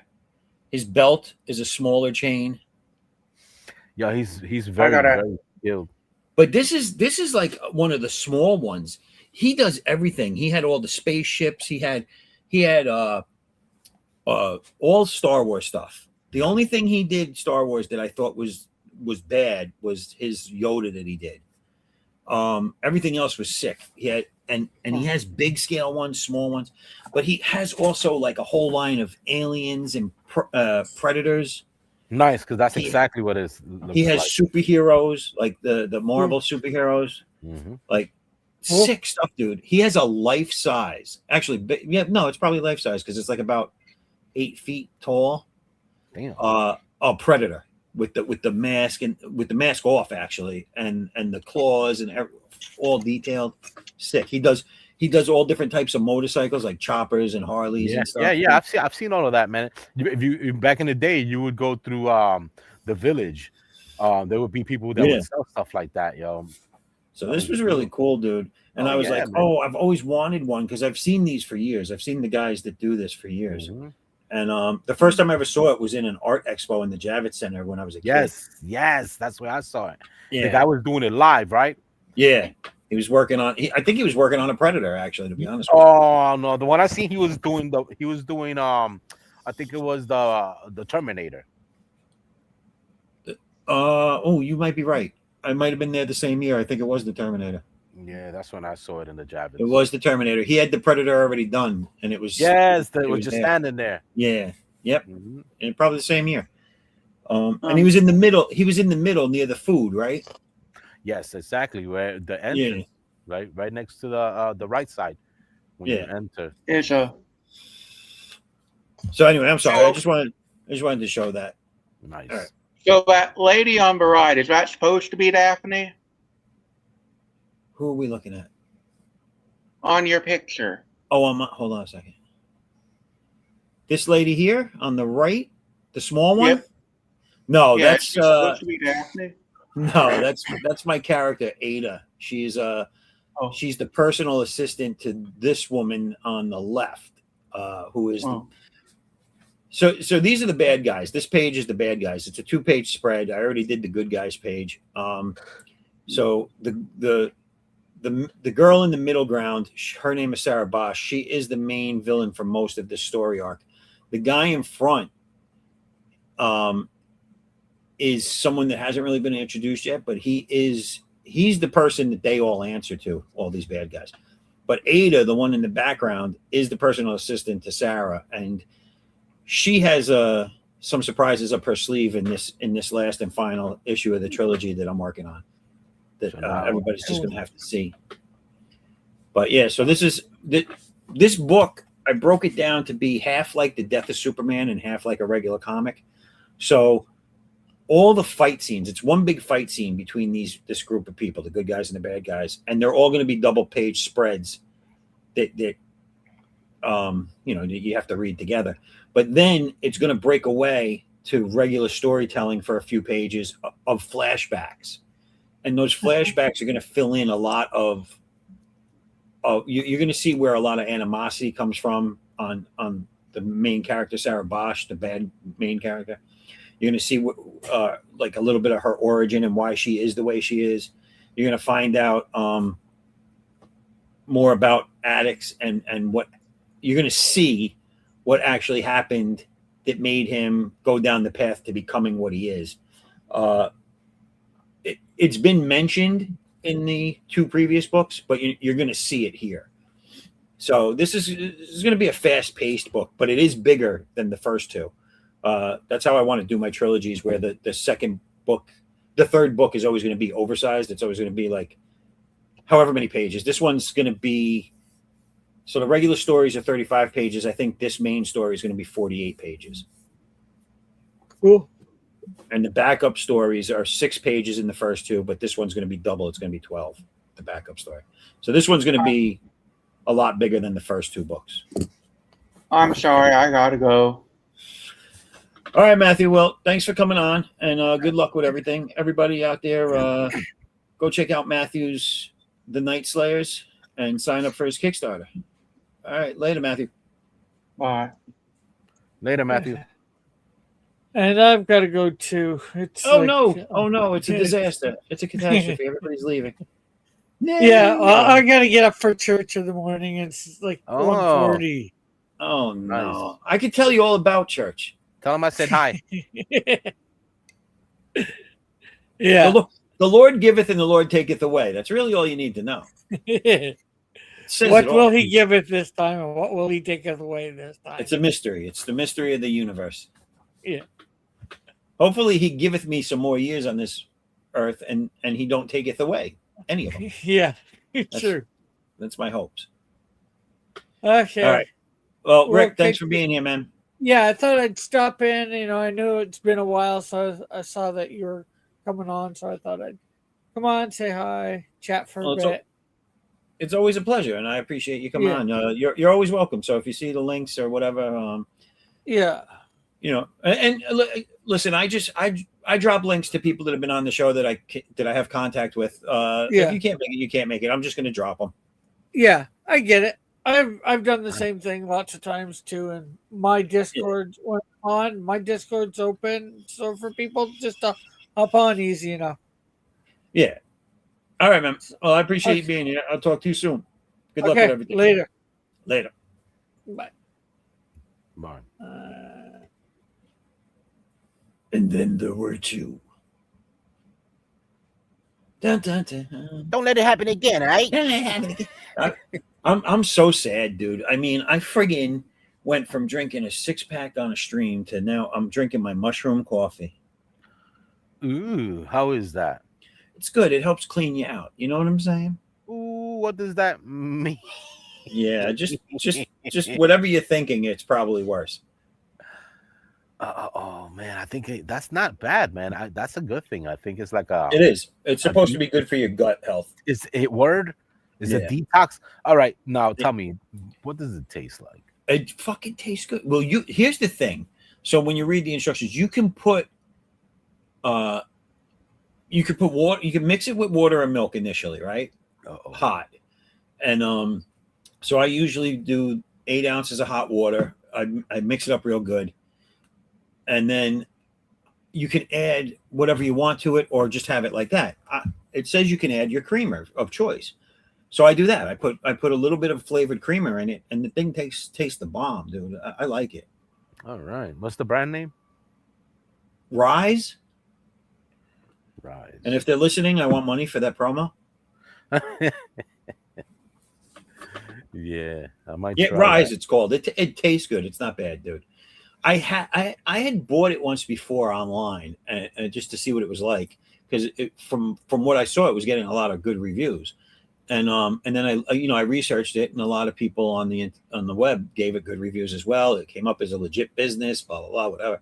So I was like, all right, let me try it, and I bought it 2 bags full. Now usually when you order something like that, it's really small bags. So I bought the 2-bag deal because it was cheap. It's cheap enough. It was like, I think it was like $30-something for the thing, and it came with a little wooden spoon, or maybe $40. It came with a little wooden spoon. It came in a package. It was nice, whatever. Nice. Those bags, when I got them, were way too big, dude. I ended up like wasting most of the second bag because it just expired before I could get to it. Because you don't have to use that much. That's the thing. So like 1 bag lasted me forever. Nice. And then so I threw that bag out, and I was out. I was like, oh, well, it was good. But I'm not going to keep ordering it this way. It's a pain in the balls. And then you got to wait for it. And so I went to Target with my wife 2 days ago, and they have like a whole Rise end cap, all different products by them. And they had, you know, like the Crystal Light comes in those little sleeves, those long sleeves of powder. Yeah. They have that for Rise. And what you do is you just mix it in with hot water, 1 packet per drink. So I bought a box of those, and that's what I'm drinking now. And I was like, that's the easiest freaking thing in the world. So now I know where I can buy them. It's easier to get my hands on. So I'm back to drinking it. Nice. You only have to do 1 a day, one cup a day. So I figured I'll do it now. I didn't start it yet, so I just started it tonight. So I'll have one every day moving forward. But it's an immediate. No, it's like you start feeling better. I would say, like, you start feeling the difference after like a week. No, at least I did. No, might be different. When do you start talking French in the toilet? Oh, oui. No, what? French in the toilet? What the fuck are you talking about? Exactly. When do you start pooping? Oh, dude, I couldn't tell if it was from that or naturally. I poop all the time. But this is supposed to take the bad shit out of your stomach as well. Like, it's to clear the. Oh, okay. So it's not like, oh, I gotta go. It's not like, oh. No, it's supposed to get the bad bacteria and stuff out of your intestines and your gut. Okay, and so moderately, it's not gonna be like, oh man. No, but you will out of nowhere. That you'd be surprised, like all that bad stuff that's in your digestive system, in your stomach and in your intestines and all that stuff. Yeah. It kills your energy. It it does a lot of things to you you don't realize it's doing to you. And so that's what I'm saying. Like after a week, I started feeling a little different. The first time I was doing it, like I had a little bit more energy. A little, Did you feel a little lighter? You was able to do backflips and land on your absolutely not. toes? No, Absolutely not. I mean, Damn it's although I gotta tell you, since I stopped drinking, without I'm eating a little better too. I'm not eating. I'm eating smaller portions and I'm eating better food. My wife has done a lot to help get that under control, and to help me get that under control, I should say. But I stopped drinking, so without really doing too much different, other than the drinking was the biggest thing. In 2 weeks, I lost about 8 pounds. nice. You don't remember where you left them at? Like a Uber? No, I did not draw a map. I didn't leave breadcrumbs. I don't want to know. It's awesome. I don't want to know. Oh, But yeah, me, like it's just like bye-bye. I don't need both mirrors in the bathroom anymore to see myself. Oh gosh. No, I'm kidding. No, but it's good, and I'll tell you when, like, I guess if you're 400 or 500 pounds, you really wouldn't feel the loss of 10 pounds. But at my weight, You could tell. I do notice it. I feel it. I don't feel it as much on my knees or my ankles anymore. Yeah, remember when we were able to do that freaking wave with our stomach? Oh God, if I do that now, I think I'll throw up. Oh man, I always think about that. Remember, it was like sometimes you could do it and make it stop and bring it back. Like, what the fuck? I can't do that anymore, man. That shit is like, where is that? I got stuck. I got stuck. You catch a cramp. You're like, what the hell? Man, that's crazy. Catch an ass cramp. Having that freaking energy back in the day as a kid, you don't even remember it. Forget it, dude. You don't even remember it. Like, what the fuck? I was running around like a... I'll tell you, and it doesn't feel like that long ago, where I remember thinking to myself, these adults are lying to me. I can't possibly imagine not being able to run or jump or whatever. And now I'm like, run. If I run, my heart's gonna explode and I'm gonna drop dead. Oh man. But I gotta get listen, this week I get my checkup and see if there's any serious things wrong with me or not. And then if I get a clear bill of health, I'm gonna start lightly getting back into shape. Like I said, I'm already changing the diet. I already cut out the drinking. I'm not to say I would never drink again, but I need to cut it out for now so that when I go back and have one or two, that's really all I'm going to have, Although, I gotta tell you, I don't miss it, so it's not like I'm fiending it. You know what I'm saying? Like that was good. Although thing sucks, it really, really sucks. It does. But again, like I said, like I lost that weight without really changing too much else because I still have, I only have 1 cup of caffeinated coffee a day, but I have like 2 more decafs. So I really haven't killed my coffee consumption too much, but I don't take in as much caffeine anymore. I still have every once in a while, I'll still have like a bowl of ice cream, like, which is what I used to do anyway. That's poppycock. No, coffee. I do eat a little better. Like I said, I do have a little bit smaller portions. So that helps. But I think the biggest thing was that I'm not drinking that beer every night anymore. And then, not that I was drinking a lot, like 1 or 2 though. I still don't do that. And that seems to have helped me burn off what I have. You like that feeling? What's that? The alcohol. No, that's what I'm saying. Like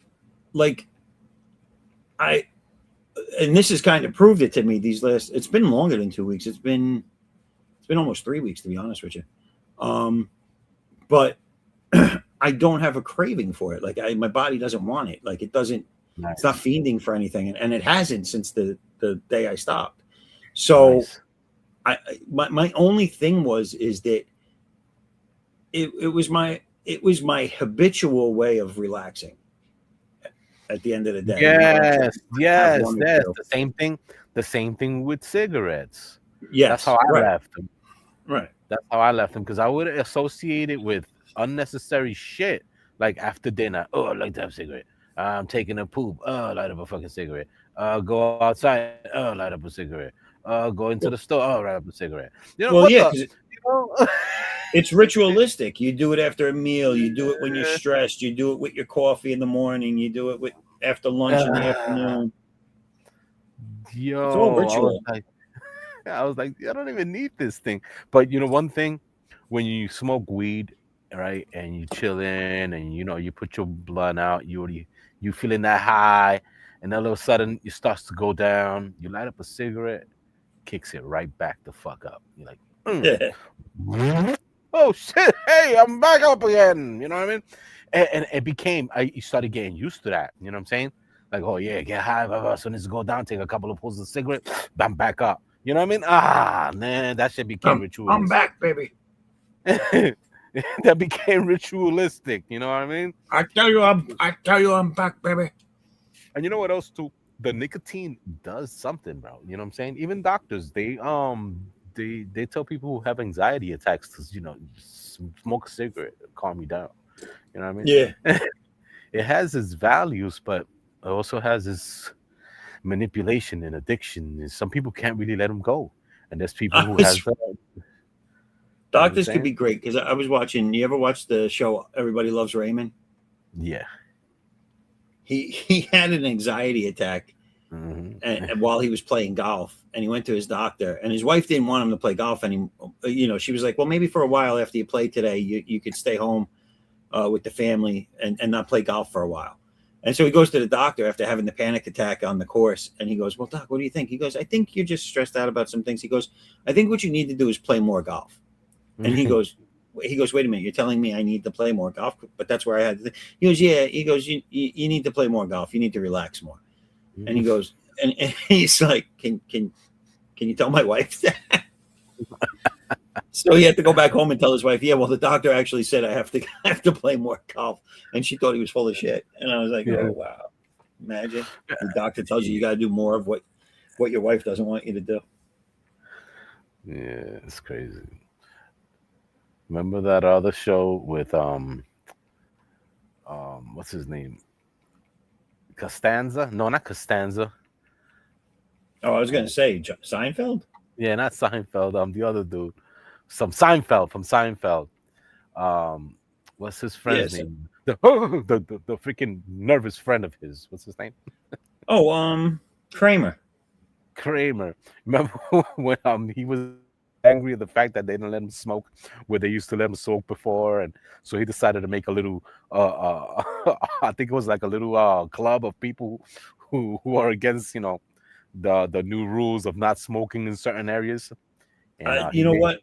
I vaguely remember that. Yeah. And it becomes, it gets popular, so they find a place where they can smoke, but it's a little room, so everybody looks all smoked out.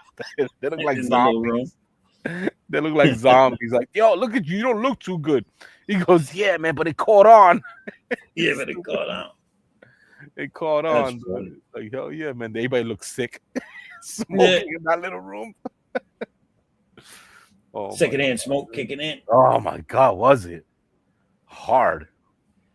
I can't remember. Was that on before the whole secondhand smoke thing became a reality? Remember when most of our lives growing up, no one knew shit about secondhand smoke. That was like a more recent thing. Everything snowballed, bro. When they started raising the money up on the tokens of the trains, the pizza went up with the tokens. What the hell was that about? the pizza became $1.50. You're like, really? Now the pizza became $2, and then the freaking tokens became $2. To the point where a slice of pizza is like what, $3-4? Yeah, it's crazy that. Yo, that shit just snowballed ridiculously. Well, pizza used to be the cheapest food you could get. Remember? Yeah, it was $1. Not anymore. Now it's a lot of money. You go there, it's like the specialty slice is like $4 a slice now. That shit is so confusing. Like, hey, what the hell you giving me this $1 for? What do you want? A fountain drink? Like, nah, man, I want a pizza. No, I think you're missing $3 more, boy. Oh, dude, and like your sodas and your juices, dude, went from like, I remember when they went to $2, it was a lot, but then now all of a sudden I go in and like a can of soda is like $2.50, $3, depending on where you go. And I'm like, what? It's I'm funny, like, you right? understand that's a can of soda. That shit's lasting me 3 seconds. Yo, remember it was like, I think it was like 50 cents. You get a bag of M&Ms or a Snickers bar, right? 50 cents. You knew you was gonna get the big Yeah, bar. But now, you crazy. Them things is $1.50 to $2 yeah. I candy know. bar. No, Like, they're even more, dude. Like I yeah, they got one are. of those three. I got one of those 3 packs of the Reese's Pieces Buttercups things. Mhm. $3, bam. I'm like, what? I was like, this is gonna be gone in 3 seconds. What are you talking about? I don't bite them. I pop them in my mouth like they're pills. Yo, things has changed ridiculous with the prices. It's crazy, dude. We were in, like I said, we went down to the city today, me and the wife, and we went to Bryant Park. But when we were in Grand Central, now Grand Central is cool, man. It's the way I always thought it should be. You know, like, oh wait, hold on. Let me pause that real quick. We got Cosmac Grandpa. Cough, cough, Cosmic. cough. Did someone say non-smoking? I'm old enough to have booked seats in the smoking section when flying. You know, and I remember I don't necessarily remember flying with people that smoked, but I remember they had the little ashtrays in the armrests in the arms. Yeah. They had the little flip ashtrays. I used to sit there on the flight and just flip it up and down, up and down, up and down. I Clink, used to clink, put, clink, clink, clink, clink. I used to put my GI Joes in them, and they were like in the foxhole. It stinks in there. I kill you! I kill you! It stinks in here. But I forget what I was saying. Anyway, Stop that annoying clanking. go to sleep. Be like a normal kid. Hate flying. Flying. Yay. Get to look out the window. Oh, I'm sick. I didn't mind it as a kid, but as an adult, I hate it. I just don't want to ever do it. It's like, oh no. Look at that. That's sick.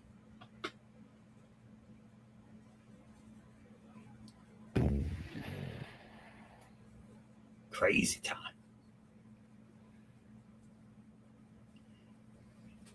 He never smoked. The smoking section was in the back, and tail of the airplane was most likely to. So all the smokers would live. Yay! The smokers live.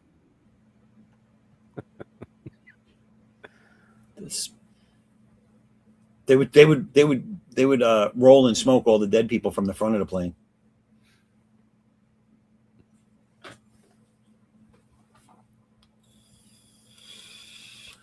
Yeah, yeah. Do you remember what I was talking about, Edwin? Because the who this? Who? Where am I? Why is everybody in my living room?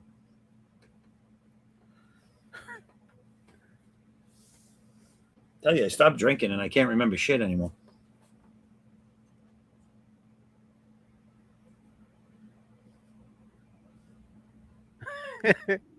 It got so lost.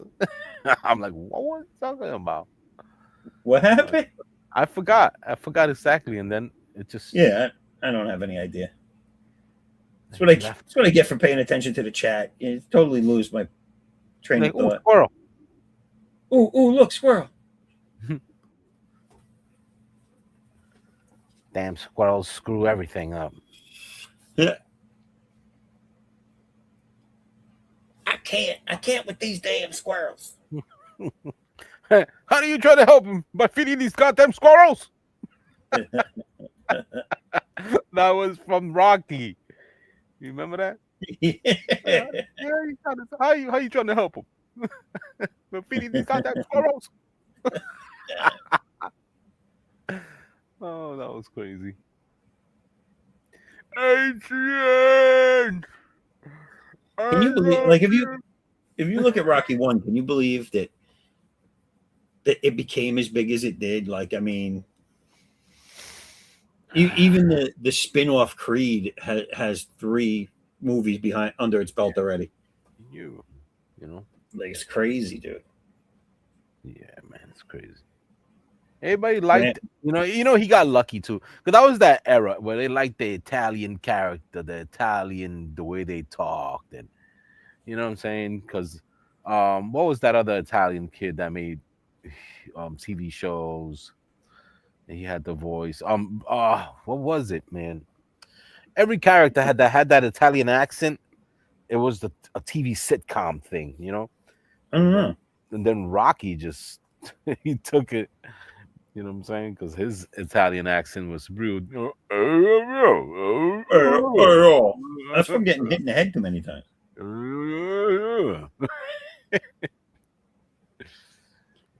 Now, what didn't he really do? Like, not professional boxing, but wasn't he really like a local boxer at the time when he got discovered? I don't remember, but I feel like that's part of his. No, the funny thing is that he's down as the heavyweight champion in real encyclopedia. Like if he actually did fight, he was just a movie. But they have No, but I thought that was part of his thing. Like he was an amateur boxer. I heard something like that, but they said that it might be real, it might not be. I don't know. I gotta tell you, but from back in the day, the one movie I really liked was the original Rambo. Yeah, remember that was crazy, right? When he was on the ground hiding, and they said that story was an actual Puerto Rican that happened to. Yeah, I met the Puerto Rican that started that rumor. No, I'm kidding. Yeah, hiding in the undergrounds and stuff. No, it was based very loosely, from my understanding, of I don't know if it's a true story or a real scenario or whatever you want to call it. But that's what I heard. I don't know if it's true. But I do remember watching it as a kid, and it was a lot darker than any of the sequels were. You know what I'm saying?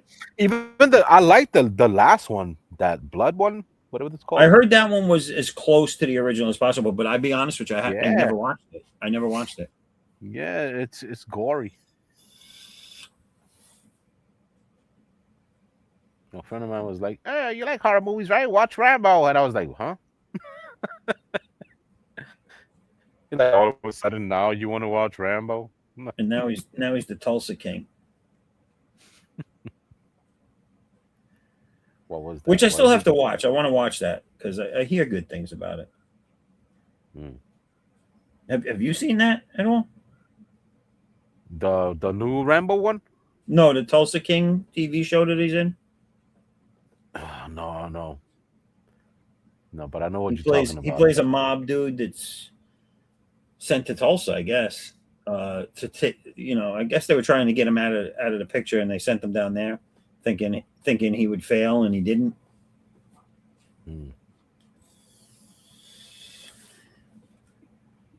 It sounds good. A lot of people say they like it, so I got to check it out. And you know what I never saw? What was that movie he was in where he's like a retired superhero? What was that? Spartan something. Oh, Samaritan. Samaritan. Yeah. Yes. You saying that sparked it in my memory. Yeah, me too. Yeah, I was like, wait, I know what I'm talking about. I've seen it.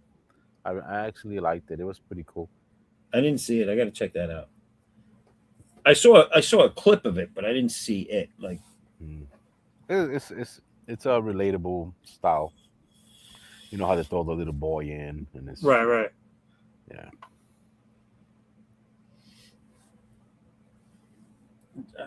I just have this chick left to line out on this page, and then the line drawing's done.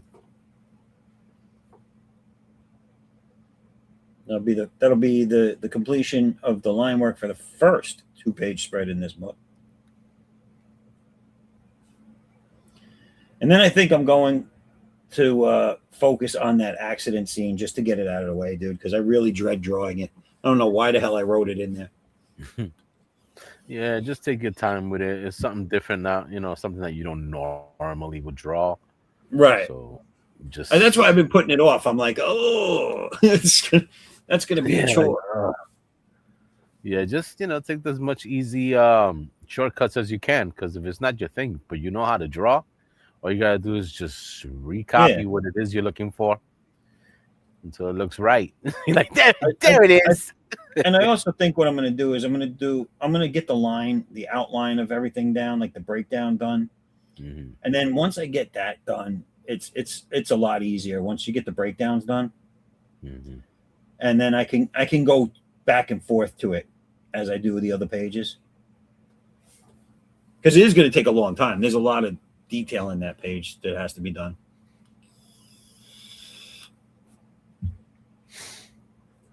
Oh, look at this. It's coming out pretty cool. I was just on autopilot. Yeah, no, it looks good, man. I like it. Right? That's an autopilot. I was just going. My hand was just blah, blah, blah, blah, just drop. Blah, blah, blah. What's he doing? Is he breaking out of the chains? Is that what's going on? Ah, He's chained up. I I, like it. I had no focus on it. All I did was just draw. It looks good. So I did the top of his arm is like a foreshortening, and Yeah, I see that. yeah, and his body comes up. So it's a backwards one. Usually it would be the other way. You know what I mean? Right, right. I like it This though. was this side, yeah. You know what? I be playing that Street Fighter 6, and when the new challenger comes in and they throw a art piece in the back, yo, Right. that boy got skills, bro. He got skills. He got different styles of all those Street Fighter characters, and he does, different stuff. Like he's using a tablet, because you could see how he does the different style of color work. Like, let's say if I was to Right. just outline this and keep only your character white, but the background will be colored or whatever. He'll do stuff like that, or he'll do full colored pieces, or something jazzed up. Every time there's something different. He's got like a billion pictures in that game. It's crazy. Yeah. It's a I'm masterpiece, that game. I'm like so I haven't been paying too much about what's going on in the world because I have to take a break from time to time because there's so much nonsense. Oh, Hmm. hold on. All right. I got rid of that because I don't think anyone's over there. Um, why does this keep stopping? Sorry. There we go. I had to get rid of the pilled that I had on the back because every once in a while the volume kicks in and I don't know why.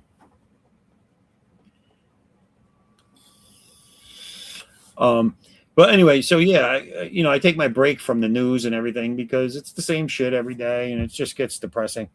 That's part of my de-stressing that I've been doing. But I'm scrolling through X while we're here chatting. Is this thing real? This whole Venezuela Maduro guy or whatever his name is telling the USA come get him because there was a bounty put on his head. Do you know what I'm Uh, talking about? yeah, I heard somebody mention that earlier today. It's crazy, dude. I'm like, he looks like he's having a fit. He looks like a baby having a fit. He's like, come get me, then. Come get me, bitches. Come get me. You think he's Tony? It's funny. Oh no. If you think I did it, Eh, come get me. come get me, bitches. Like, damn, dude, relax. It would have been got you, bro. You ain't that good. I mean, and the video that I'm watching ends, and where it ends, like as he's screaming, "Come get me!" This, that, and whatever. In his now, I only know he's saying that because of the subtitles. He's saying it in whatever his language is, for whatever what's the language in Venezuela? Spanish.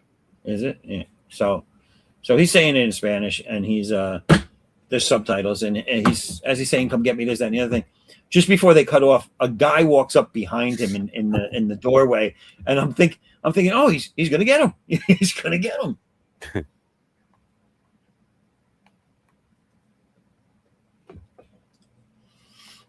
That would have been great. Oh my god.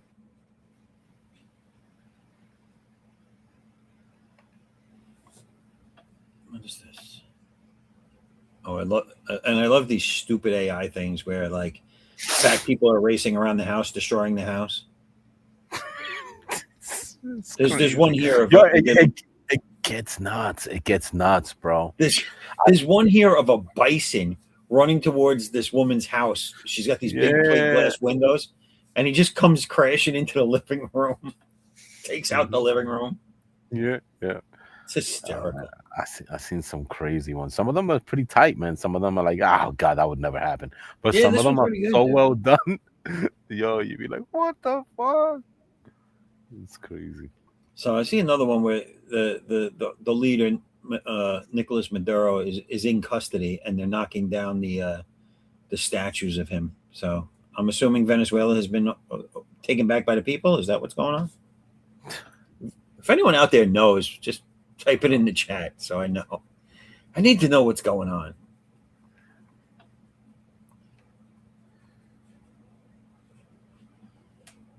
If you just look at my like the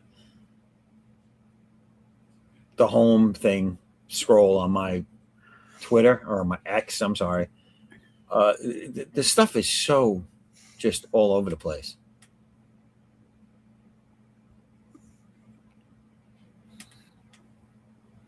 So weird. Anyway, sorry. Back to what I was doing. So this looks good. Oh, you inking it now. Nice. Oh yeah. I'm loving it. I'm just waiting on Blaylock to give me that script. Yeah, I guess he went to bed early tonight, or he had something he had to do because I didn't hear from him.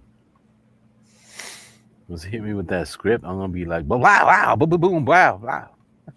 Hit me with that script. Mm-hmm.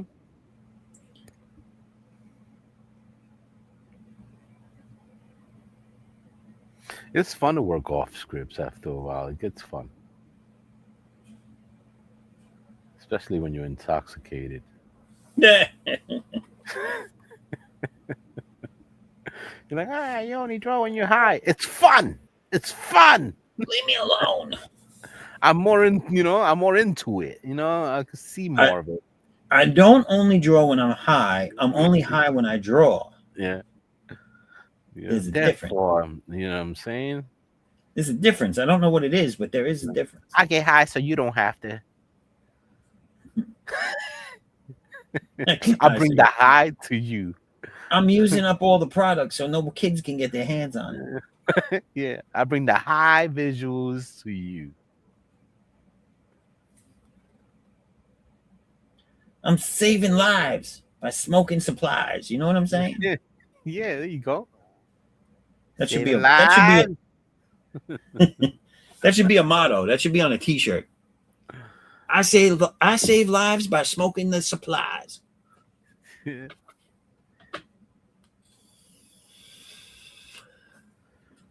All right, I'm gonna pimp my book for a second here. Oh, snap! I'm gonna have to do it. I'm gonna have to do it. All right. Let me share a little screenage here. I'm gonna have to put us back to this mode. I'm gonna have to take this down for a minute. Share this. All right. So everybody out there, here's my currently on Fund My Comic. This is the second chance campaign for Addicts Unbound Fury 2, which is about a week away from going to the printers. Now I know I have had this is late, and I ain't even gonna make any real excuses for it. I've set a couple of adjusted deadlines and I've missed them for various reasons. But that's, it is what it is. But now we're about a week away from going to print, which is when this will come down. The minute the day I send it off to the printers will be the final day for this campaign. It is not a sit day. So if you want to back it, go check it out now. If you want to see what it's all about. This is book 2, but you can buy the catch-up tier or back the catch-up tier and get everything that's out so far. So I would recommend that for newcomers. But yeah, so let me scroll through this bad boy. The video you've seen, it's the intro to or what used to be the intro to this show.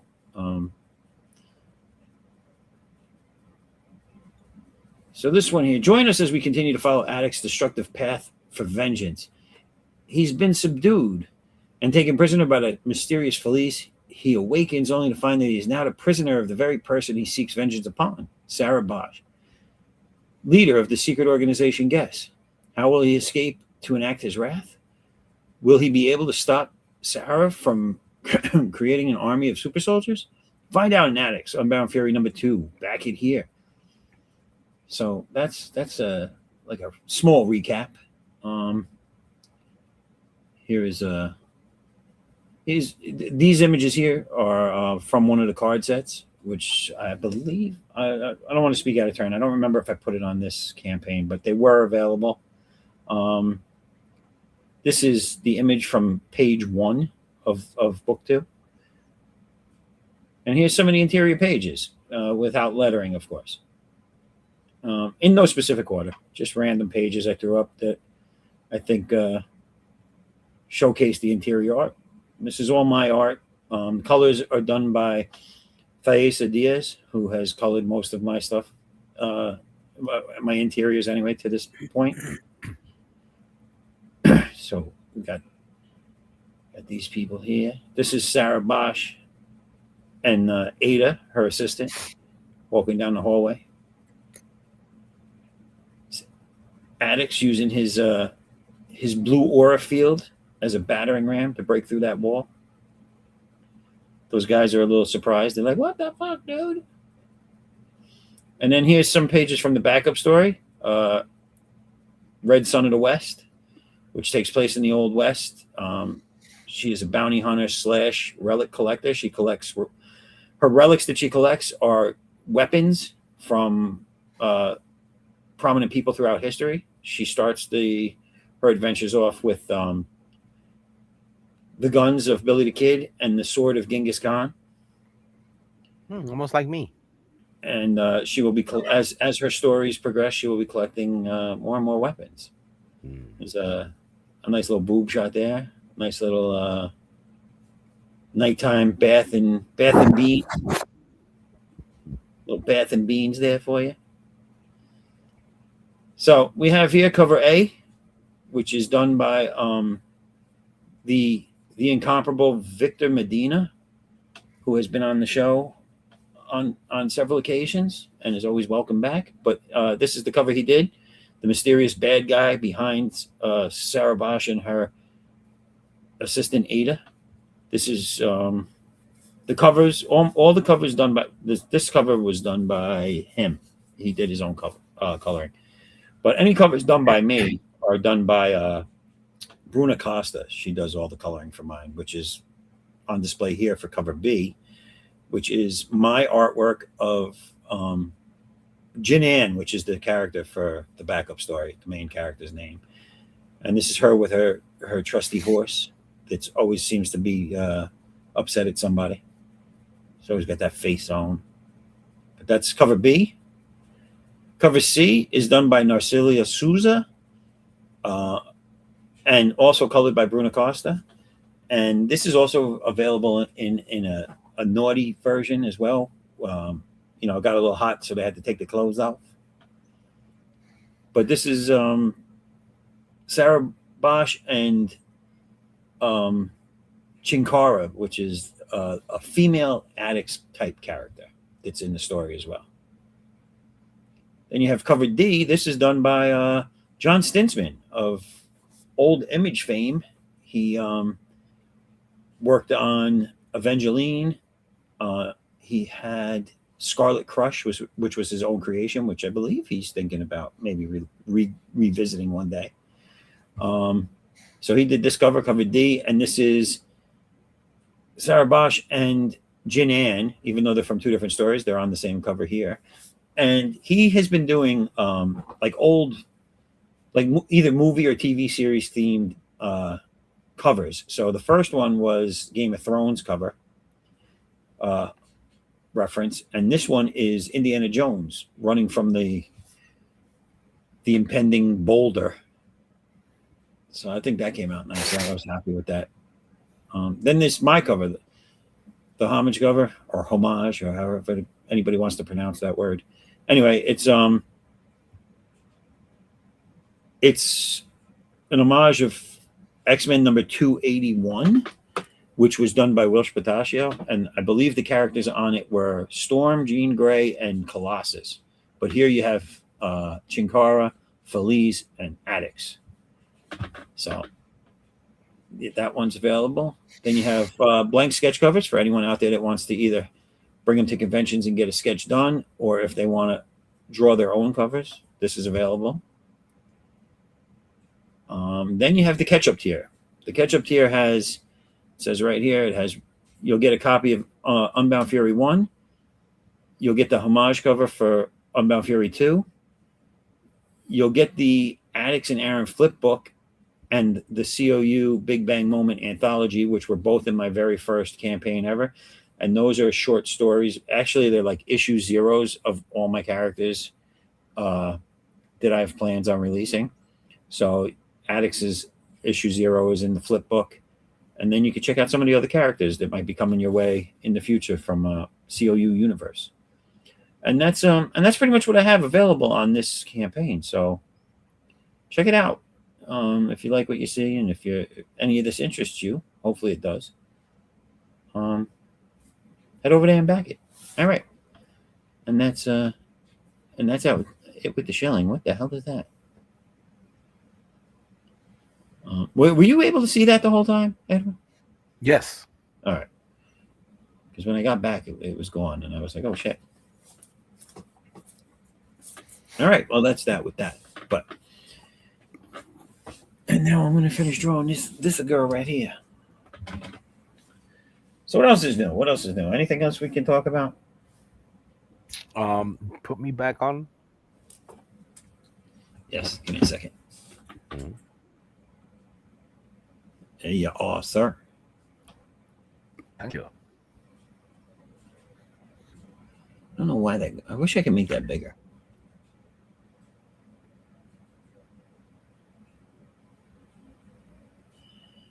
I don't. What the hell?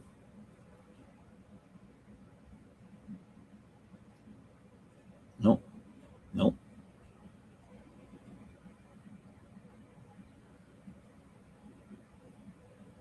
There. Is looking good.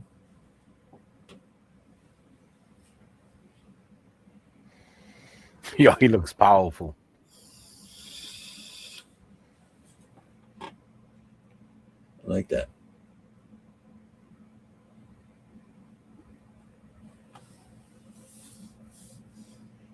Look at me. I'm powerful. His hair is super long though, just so you know. Mm-hmm.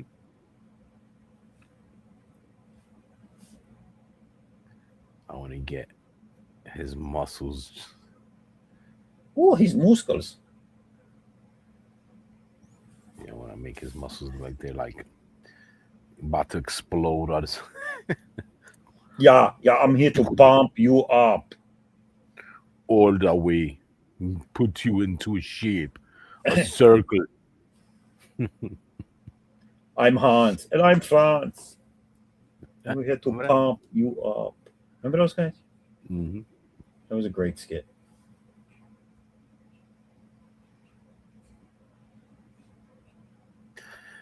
Yeah, man. Remember Homie the Clown? Oh God, homie, don't play that. Oh, I remember my watching God. one of those skits and he cracked himself up. Oh, he fell out of character. Yeah. He hit someone with the sock and I guess he felt he hit him too hard and he started laughing like shit. Like, damn it, I didn't mean to hit you that hard, bro. Yeah, that was a great skit. Homie, don't play that.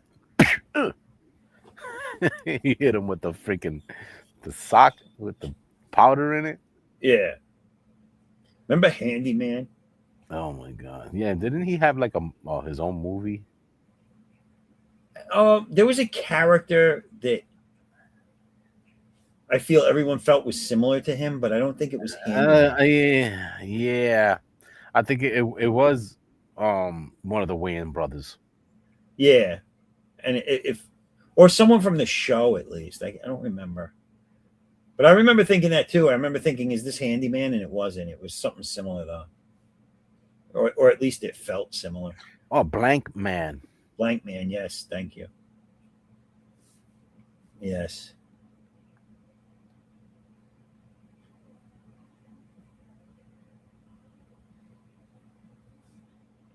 They had so many movies like that, right? With the funny superheroes.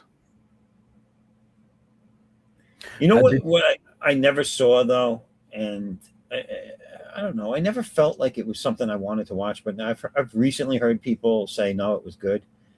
Um, is Kick Ass? yes. I never saw Kick Ass. Oh man, it's way worth it. It's beautiful. Yeah, that's what I'm hearing. I know I'm way behind the times, but It's it just worth didn't it. seem like something that would interest me at the time. I don't know why. I thought the same, dude. But then what got me was that they said McLovin was in it, and I'm a McLovin fan. He's a funny cat to me. Yes, Saying- Nick Golovin. The Yeah, hell is that so kid's real name? Does anyone know?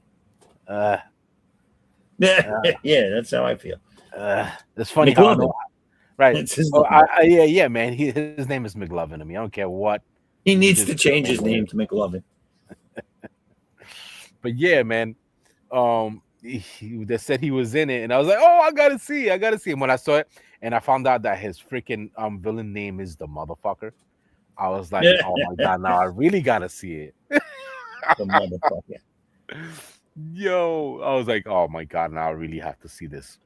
It's funny when you say it in a conversation, you'd be like, "No, McLovin's that motherfucker." Yeah, yeah, I'm the What motherfucker. He motherfucker? says That that. motherfucker. Yo, it's beautiful because supposedly he's a rich kid, but he wants to be a villain Yeah, because of his father and all that stuff. They're mobsters and shit. They have all this money.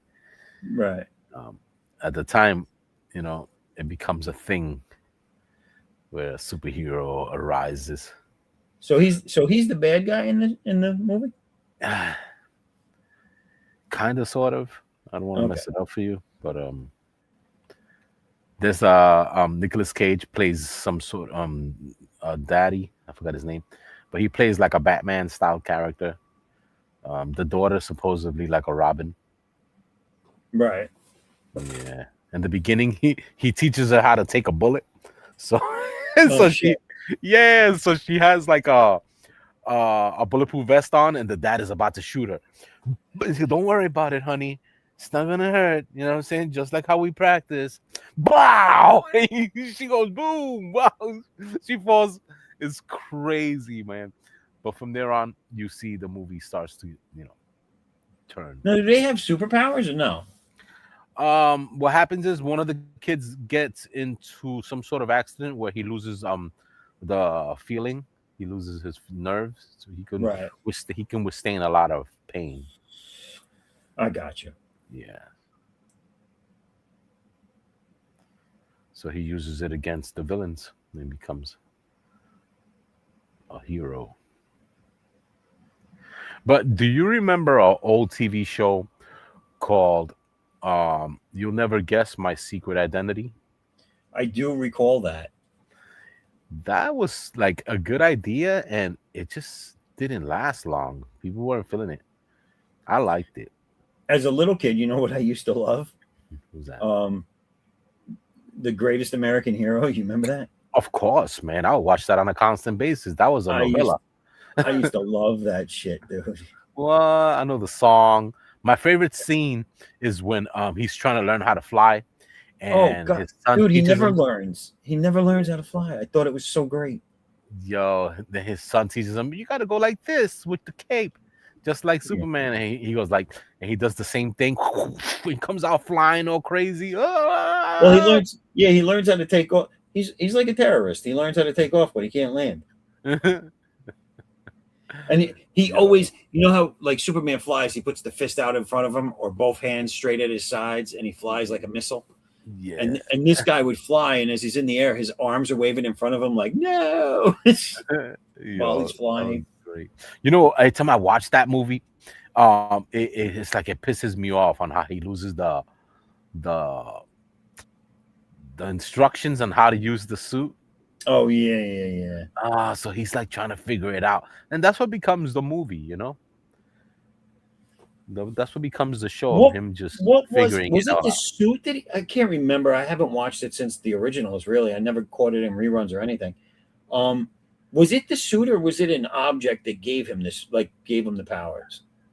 It, it's Wasn't the it an suit, object? and the suit has that weird symbol in the middle, like a weird hammer design, like one of those Yeah, the winding little keys. It looks like a winding key.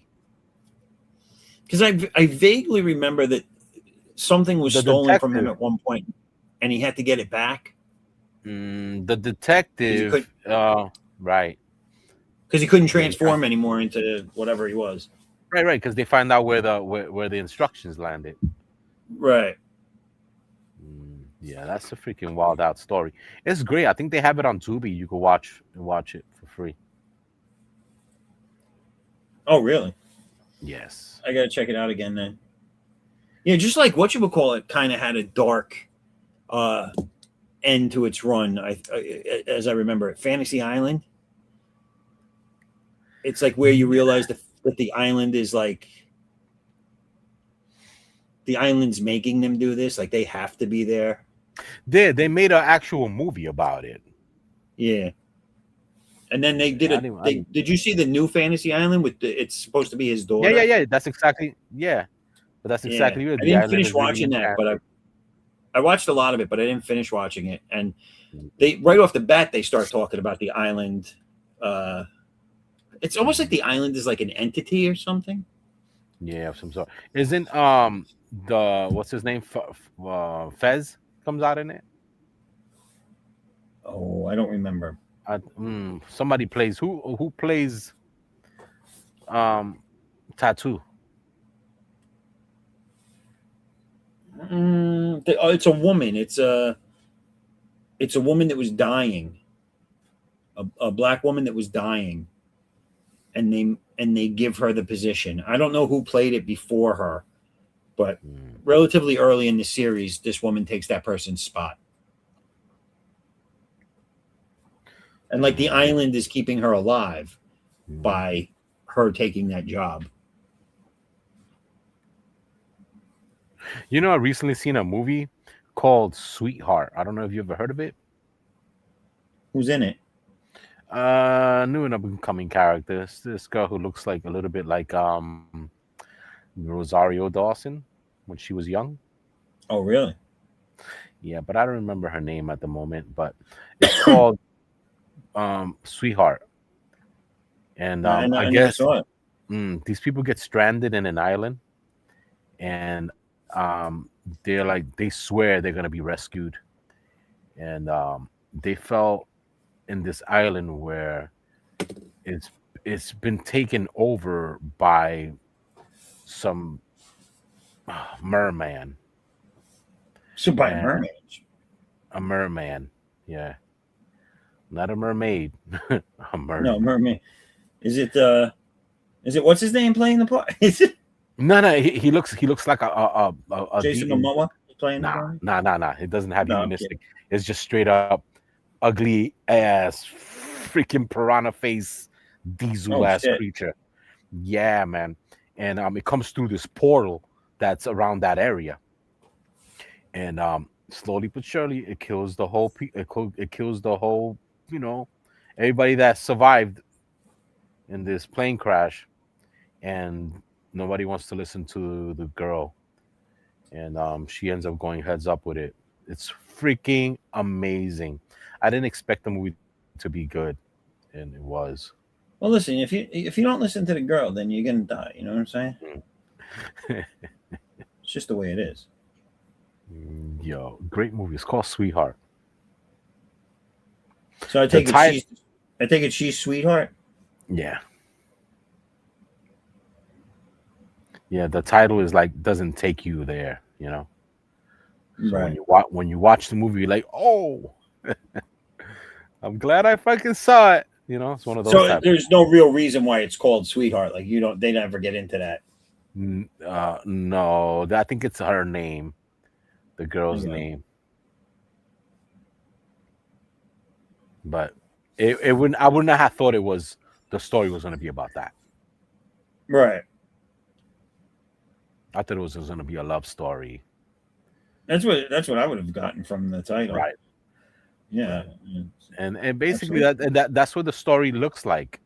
You know what I'm saying? As it progresses, and she leaves her boyfriend behind, and whatever the hell happened there between them.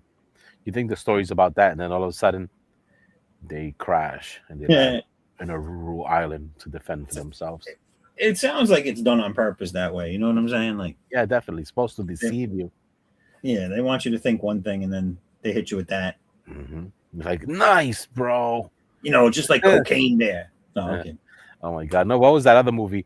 It seems like a girl flick and Mr. Nice Guy, and it's some freaking um some ballistic type movie, straight up shoot 'em up craziness.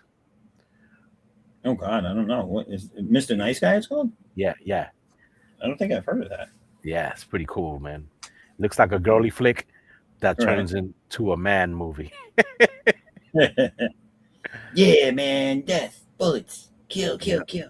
yeah. One of those movies throws you off. Like you could trick your girl into watching. Oh, let's watch a girly flick. Blah. Oh, yeah, okay. Yeah. You gotta use it. Like, yeah, the first 15 minutes, and all of a sudden, change up, Then they're like, shut that shit off. killing and shooting, gun game, gunplay. All that happens up in there. And I think the RZA comes out. I think the RZA is known to be a sharpshooter from the hood. No, no old dirty bastard up in that piece. No, I This wish, is after man. he died. Yeah. What the hell Man, was did that? you? Oh, that I was heard my phone. R2D2 or some shit. Yeah, yeah, yeah. Zoran. Like, Artex, we need you. We need you. But what was that? Wu Tang Saga. Did you see it? Mm-mm. No, I Give it didn't. a shot. Give it a shot, bro. Wu Tang Saga, it's called. Yeah. This, Yeah, no, the I have not seen that. yeah. Oh my, is actually all right. It starts off awesome. The awesome beginning until until you get fed up. Just you can stop watching it. But if you want to continue watching it, it's pretty good, man. It Um, starts out awesome, and then it just goes to shit. because they messed up. I think they messed up on ODB. On ODB story, they didn't go all in, and they gave him a whole different thing. I guess they're gonna change up his story a little bit if they weren't allowed to, because they said that they didn't really have a real story with him, but it seemed embellished and it seemed like not him. Like if you Everybody knows you never go full retard. right, exactly. He was wilding. So the story that they had on him was that he was bugging out. He didn't know who he was. Wow. But then they have an actual one where they talk about where he got his likeness from and his style and all that. And it's usually the drunk uncle. Always the drunk uncle. For everybody out there watching, if you don't know, it's always the drunk uncle. Yeah. That's why most kids go bad. The damn drunk uncle. Yeah.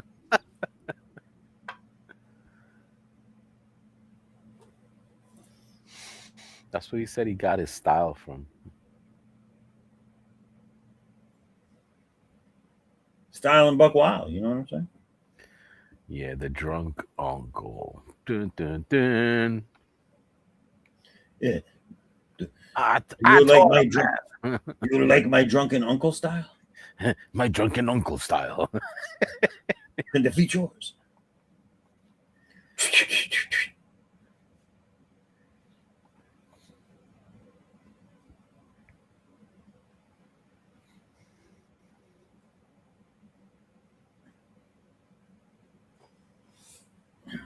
man. But they're not making movies like they used to. No, never. It's terrible. So it looks like I finished this page. Woohoo. Oh, Anyway, I finished the pencils for it, the line drawing for it. it's called for a celebration. This calls for a celebration. Let me go over it. So here you got the top two pages. Well, I mean, obviously, I'm going to put backgrounds in it, but this is just the figures. The figures are done line drawing wise. Backgrounds are coming soon, but I did that. I mean, I got a bunch of pages started here. Let me see. Let me go through what I have. Let me flip through what I have so far for the good people out there. And they're going to be out of order, so the story. Like my sticker. You got the splash page of Addicts before he becomes Addicts and his daughter getting the bad news about what happened to their mom from a police. That's going to be a police officer there holding this hat. I don't know if you can make that out. It's going to be at their front door, giving them the bad news. This is a montage page of different moments with the family.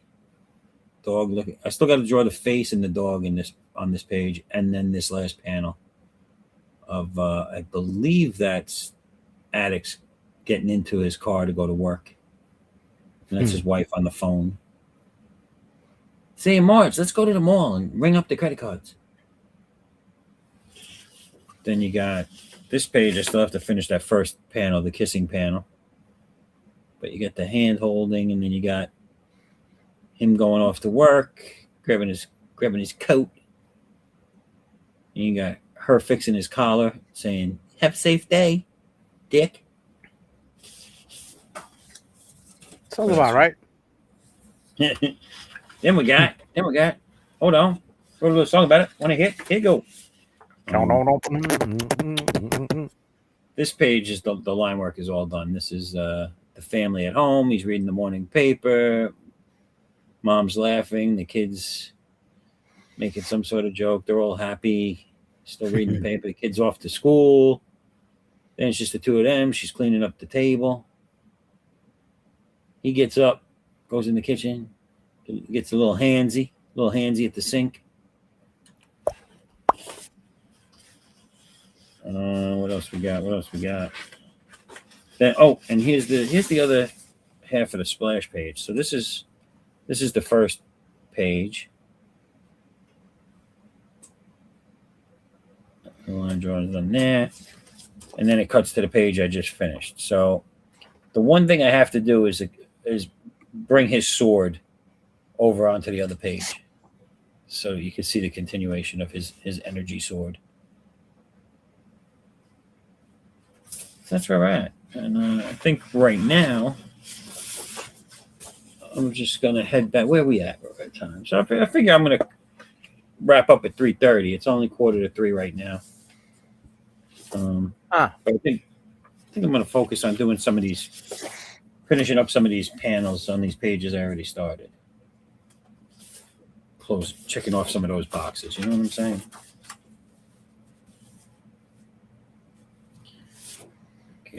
Get them in completed and uncompleted order here. This is going to be that big crash scene. Look at all that white page. You see? There's the two panels at top, and then the whole rest of this page is the crash. That's going to be very very fun to do. A lot of good times to be had by all. And that's it, Shay.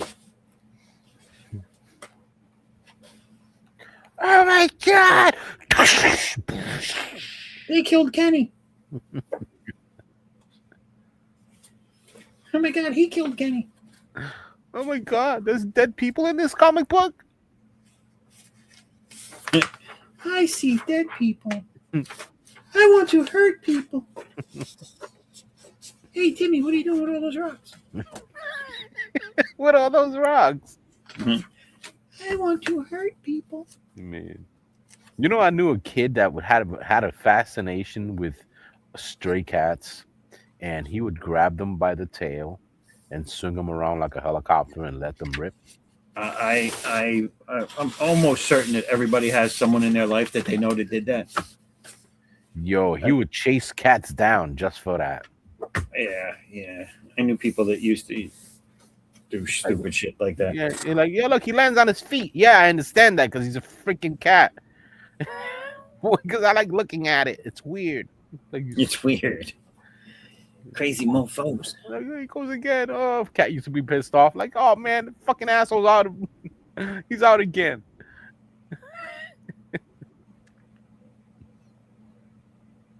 It's just crazy. People have weird fascinations. Yeah, I knew someone that used to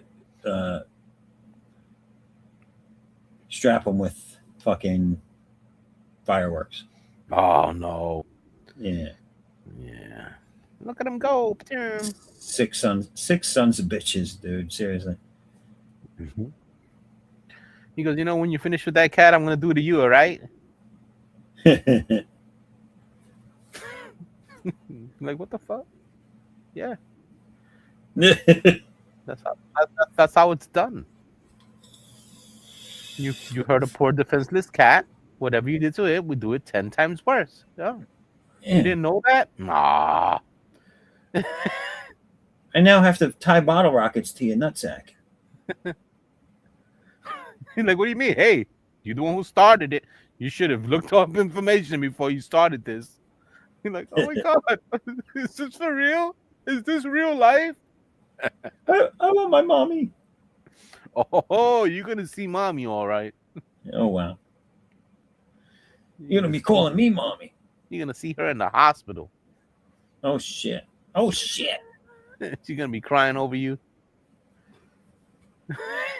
Oh, I want their friends dead. Their family's dead. Crying over you. You're gonna see your mom, all right?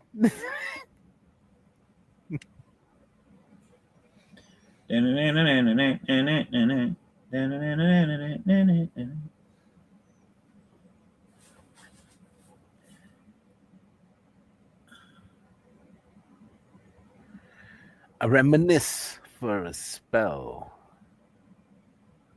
Yes, sir. Yes, sir. See, I thought I lost you there for a second.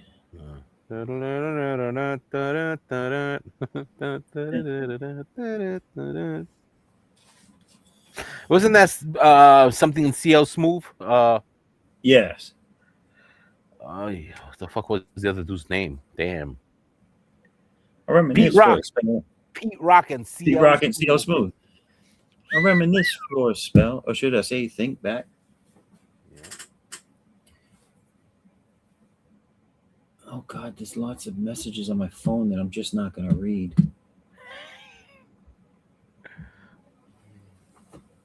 Oh shit! I didn't even realize if this was. I'm drawing, and the thing I'm drawing isn't even on screen. It's at the top of it. There we go.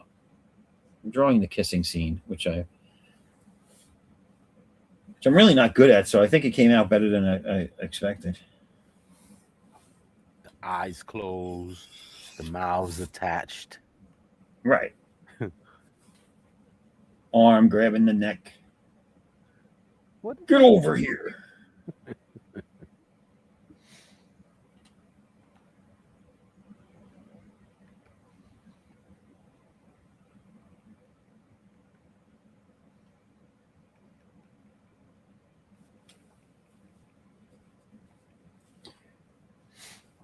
Put this back.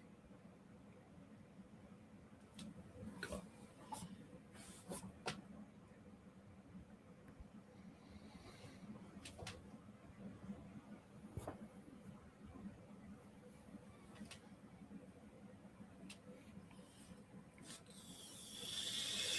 Yeah, it works for me.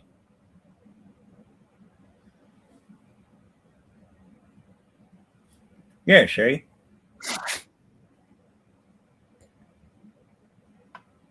I'm smart, see? Not like they say. I should have been next. What about me? What about you? You broke my heart, Fredo. There really wasn't much to do on that page, I guess. Done with that one.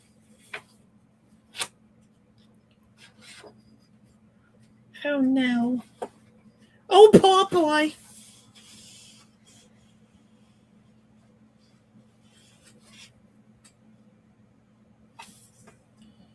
All right. We get the dog slobber. There's a lot on this page. That's what I'm going to get done tonight.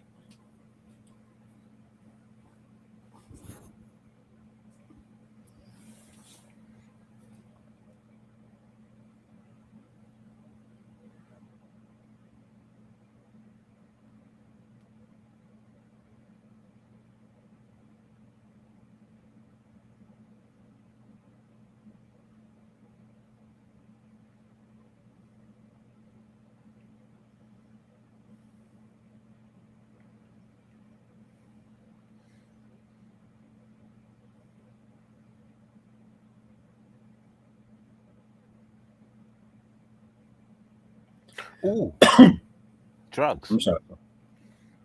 What happened? My ex gave me this little vape joint with the flavoring and stuff like that. I love it. The Raz, it's called Raz. Oh, I've heard of them. Yo, they put so much work in this, and it's just, I don't know. Like, You don't like it?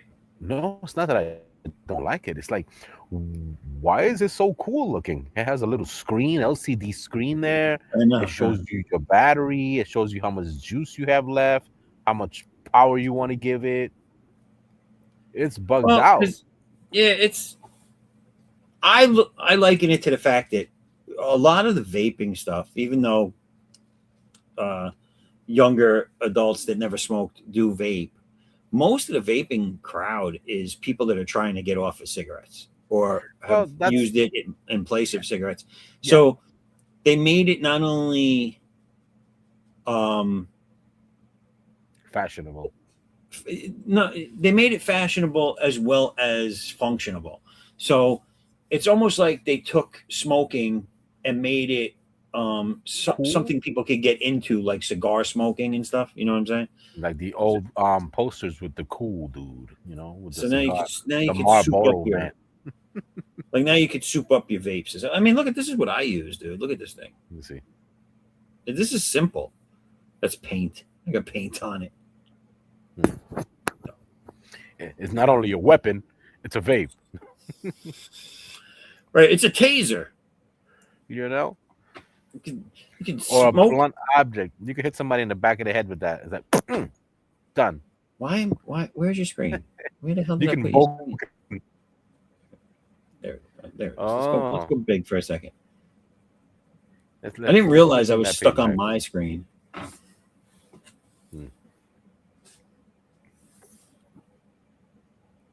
Look at him. Look at him. Look at him go. I said, look at it. Look at it.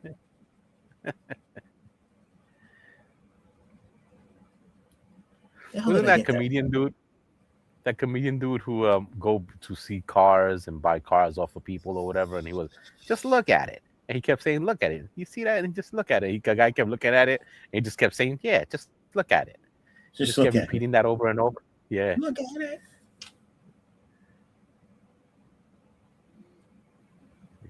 Well, I can't remember where I got that from. The look at it, and he just kept doing it, getting more irate. Chet is hilarious. Because, what is it? Black person here. The black person here to Chet. Yo, it's funny. They got a video of all of them getting fired. And they try to, tell everybody soft, kindly, like, yeah, we're shutting it down. And everybody's listening, and the guy says, I know it's kind of hard to listen to this. And Chet goes, no, it's not. I hear you. It's not hard. You're I coming through loud and clear. and he's supposed to be their accountant, and Right. he never did anything. Yeah. He never did anything. He was receiving a check. He goes, "No, I don't know what you're talking about." Like, Chet, that was your job. It's so funny. Doesn't he destroy the place? I don't know. It's an ongoing thing. He's funny, and his hairdo. That hairdo is wild.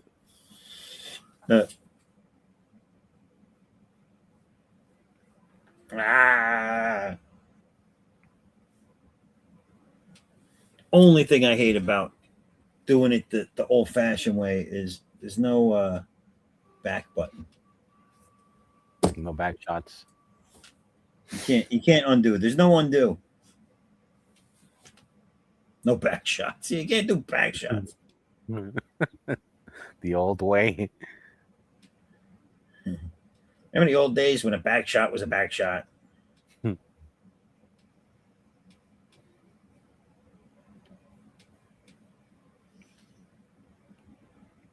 Remember the old day when you used to be able to say back shot and no one knew what the hell you were talking about?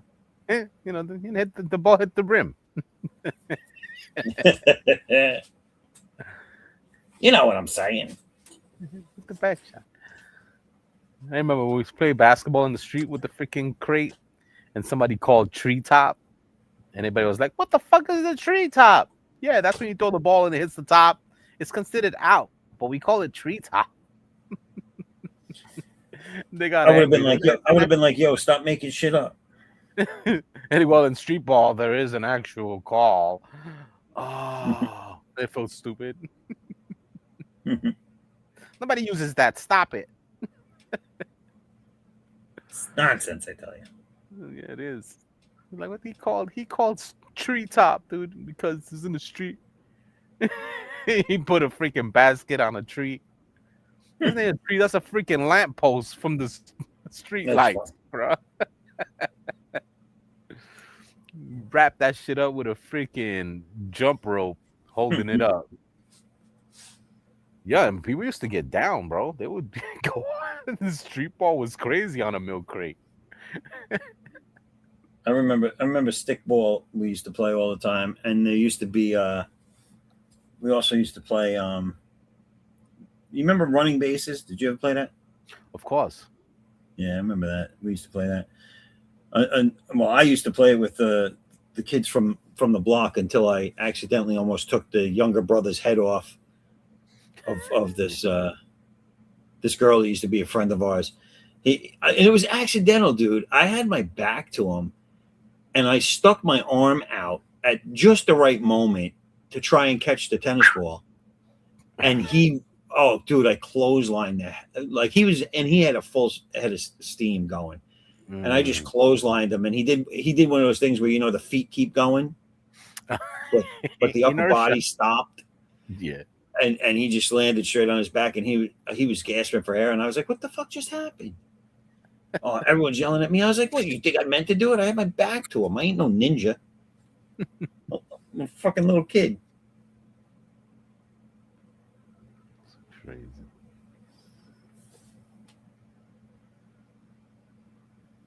Everybody goes through their first fight. I was misunderstood.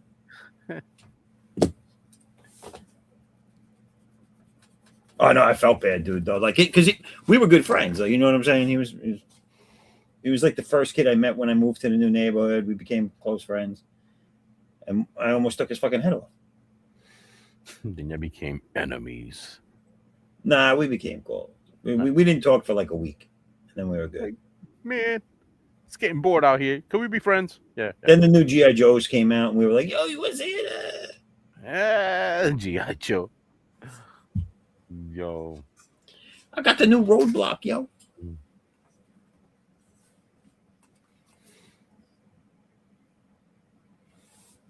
We were I was around the strip where they had like toy stores and shit like that out in the open. You know what I'm saying? Right. Chinese stores that would get stuff. Oh God, we had in our local mall, we had the Oriental House of Toys and Gifts. It was called, and they were, I think they were Korean. I mean, I'm not 100% sure, but they had all the cool Transformers and robot toys, all the LCD screen video games, pocket video games. They had all the shit, dude. It was like Wonderland when you walked in there. It was like a young boy's like heaven. Yeah, bro. I'm telling you. I was just so overwhelmed by everything they had there. I wanted all of it. I was like, I need all of this. Mine. Absolutely. That's how I felt. Mine. Yo, Sarsaparilla? Open Saskatchewan? Yo, that's when I got the Super Famicom from in there. Oh, sick. We were the only ones playing Dragon Ball Z. You're like, what? There's a game? Yeah, bro. There's a game. Like, how'd you get that? Oh, your mom don't let you travel that far, huh? There was other stores that we had near us that had stuff like that, like the video game system stuff, the big stuff. Mm-hmm. This place was for all the toys and then all the handheld electronics. I remember they had like a version of Mario Brothers, the regular Mario Brothers. Yeah. But in a watch. Yes. It was big, but you put it on your wrist and you could play it. They had all the flip games that you put in your pocket and all that. And I used to love those things, dude. I used to be obsessed with them because that was literally the first mobile games ever. I had a freaking TurboGrafx 16 handheld. I remember that, dude. And not everyone could get it. That thing was that was hard to get. It was, and it wasn't cheap. So no, it wasn't. They wanted at least $3, B.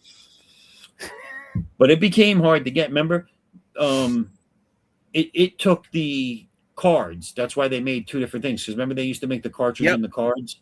Yeah, and the cards you could save it and bring it back to the arcade and play it. Right. So the cards were the only things that would go in the handheld, though. Mm-hmm. And I used to love that game. I think we talked about it before. The game where your main character was like like one of those two-legged AT-ATs, the AT or the AT something, from Star Wars. Remember the one that Chewbacca took over in Return of the Jedi? Anyway, the game had like the thing you controlled in the game looked like that.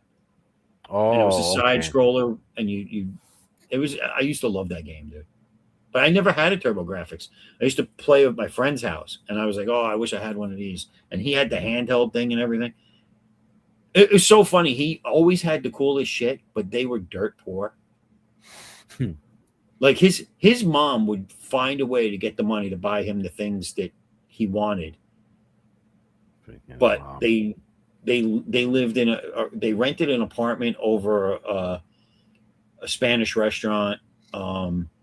It was like, they had roaches, they had mice. The place was they had like old 60s furniture that she probably got from her parents. Yeah, I have friends like that too, man. It was wild. Like they'd rather feed them toys instead of food. Oh, it's like they wanted their kids to be happy. You know what I'm saying? Yeah, definitely. So eat a Slinky.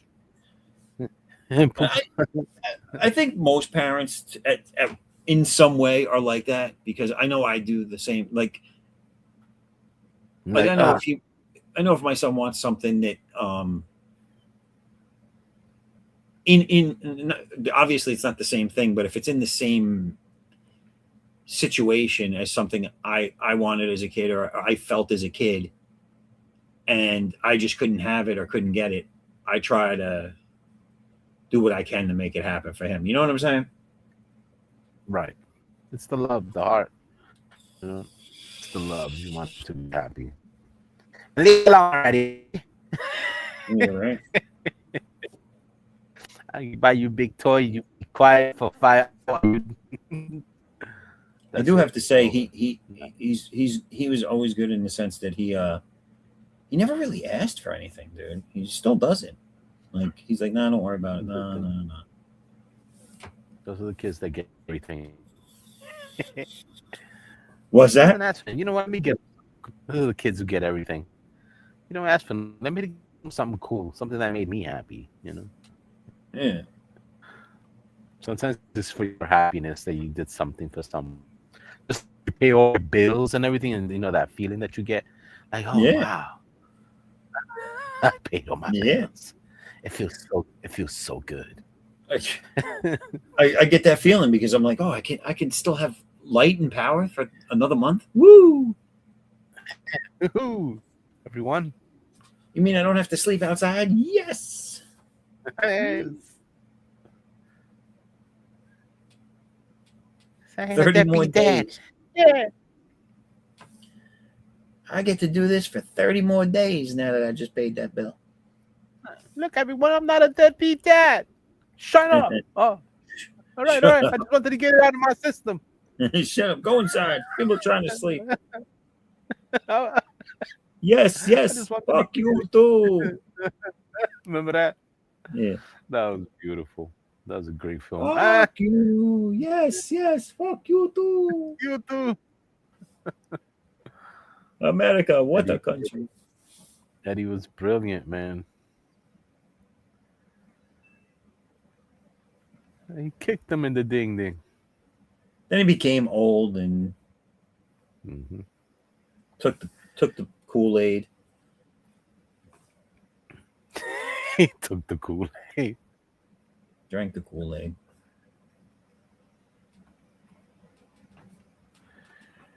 Ooh, Addix is looking loco in the cocoa. Look at the size of those hands. Holy shit. Everybody dies. Sorry. I'm sorry. Everybody dies.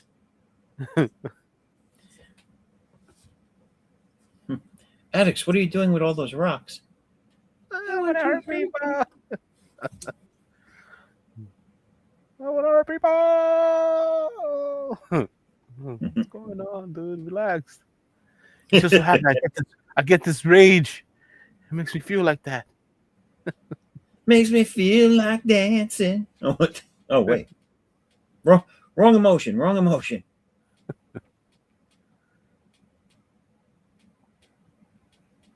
That would be a funny show to do. If you just take something each week or each time the show's on, and then you read it, but in a different emotion. Like I know, right? Like if it's an angry scene or something, but you read it like they're happy, or you know what I'm saying? Like, look at him, he's dying. Or you do it with a different accent, or changing the whole feeling of it, but it's a whole different feel. You change it. It's like he's funny, but he's not. He's dying. Hey, everybody, get to the chopper! Yeah. Imagine doing a whole scene like with that laughing voice, and everything is supposed to be funny. You know how people talk through their laughter. Oh yeah. He's like, what? Why is he laughing? It's a tragic scene. Yeah, but that's what I'm saying. Like, do it in a different inflection or a different emotion. You know what I'm saying? Like, if they're supposed to be happy, make them cry while they're saying it.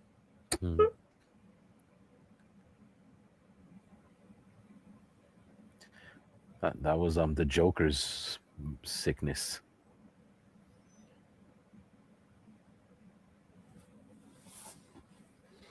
He would laugh in a crying matter. I didn't even bother to watch that shit. It was a freaking musical. I dodged it. The Joker with his diagnosis is that he cries in a laughing matter. Yeah. It's a defense mechanism. Mm-hmm. Yeah, I didn't like that. I thought that was stupid. I'm going to tell you though, and this is probably going to make me unpopular. I didn't mind the second movie. Like, if you take it for what it's worth, if you take it for the story, like, they wrapped it.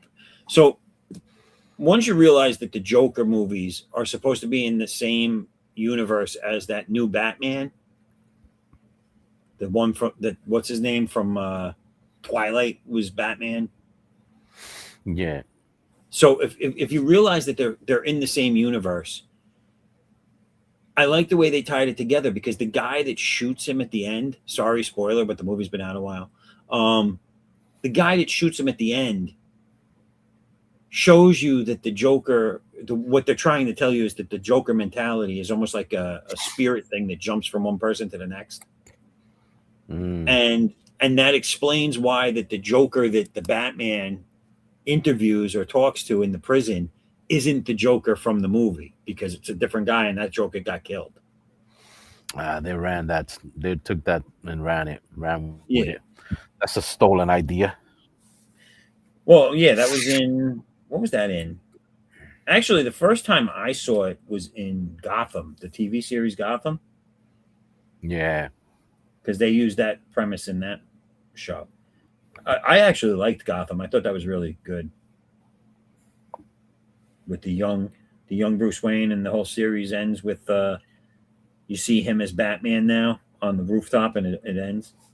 Yeah. I like that. That was a good series. The guy that played Commissioner Gordon did a good job with that show, and I liked. I'll tell you, all the enemies that they used, like the guy that played the Riddler, the guy that played the Penguin, they were all great actors for those parts. The only character I couldn't stand, and I didn't understand why they just couldn't kill her off was and she wasn't. I don't know if she's a real Batman character, but Jada Pinkett's character. Oh. I don't think she was a real Batman enemy in the books. I could be wrong, but I don't recall.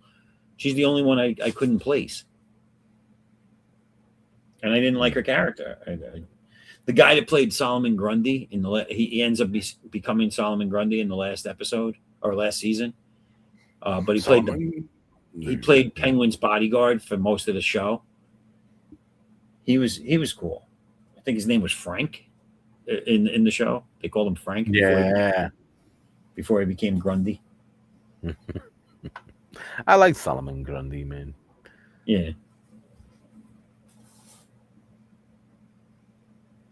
I like the way they did that show. It was good.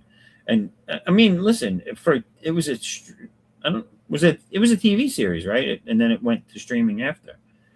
I think it was WB or something, right? Did that? Am I wrong? I don't remember. I think it was. But the quality of it was like movie worthy. You know what I'm saying? Like the effects were good. The scenery was good. The acting was good.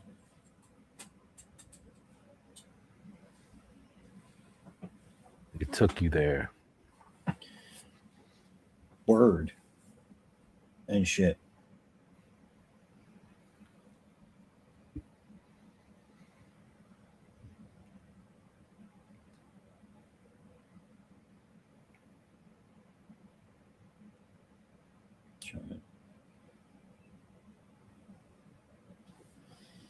I tell you, I feel somewhat accomplished tonight. I think I feel like I got a lot of line work done on some pages here. Nice. I finished 2 pages. This one's coming along.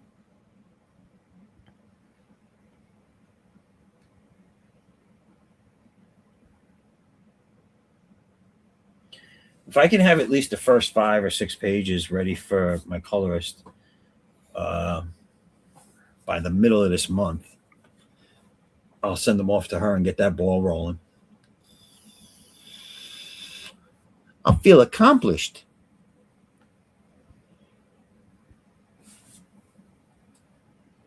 I'll also feel like I did something.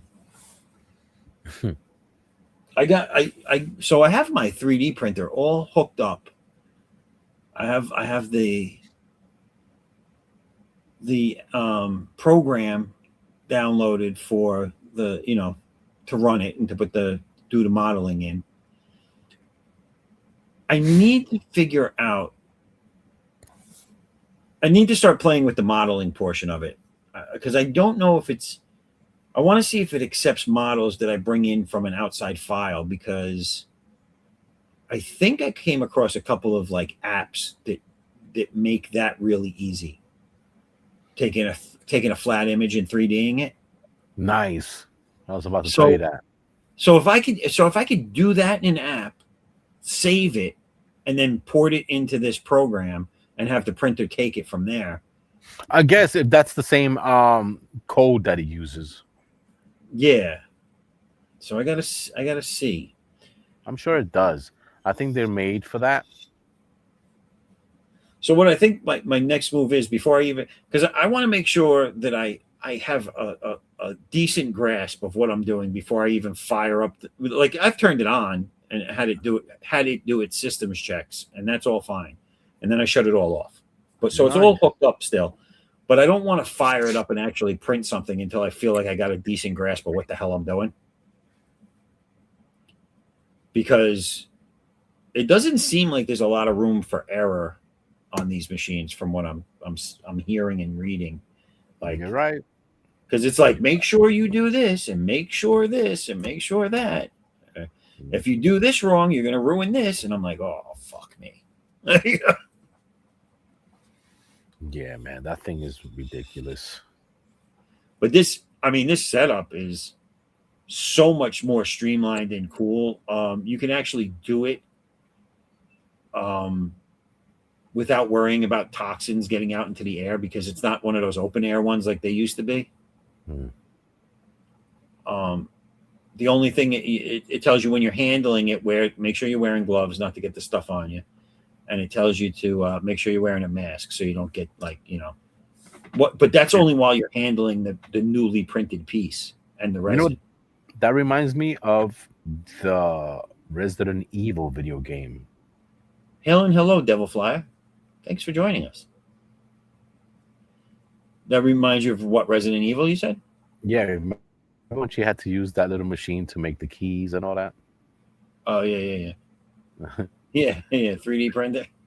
Yeah, because now it's in caps, is in its own thing, right? It's not allowed in the open. So it has a UV protective cover that goes over it, but it is see-through as well. So it's like it's like the machine is wearing a welding mask. Mm-hmm. You know what I'm saying? Rather than you wearing it, it's the machine's wearing it, and it's a whole digital interface on the front panel. It's really cool, dude. And I got the curing box, because you need a curing box for the resin makes, and you put it in there, and then it UV hardens it, and that has a UV protector on it too. So it's pretty cool. But I am itching to try and make my first model of. I'm going to use Addicts. I got to make my first model of Addicts. Use Desitin. Use Desitin. Use Desitin. You get that itch. I got the itch. Yeah, they got a powder for that. Use a little Addicts. Put a little Addicts on that. If you throw some Addicts on that, you'll be fine. A dab of this. Now in ointment form. Oh, my dog's barking. That means people are trying to come in and kill me, or there's a leaf outside. Those leaves is dangerous. I got to go see what he's barking at, because that's not normal at this time of night. Hold down the fort. I'll be right back, everybody. He goes, look, it's a squirrel. Yeah.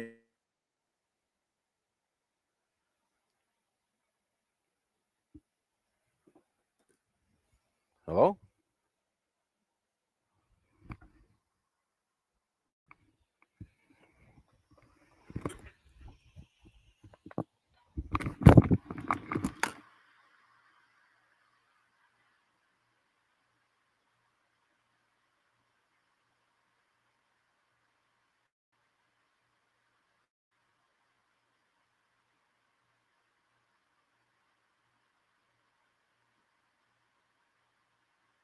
Hey, I'm back.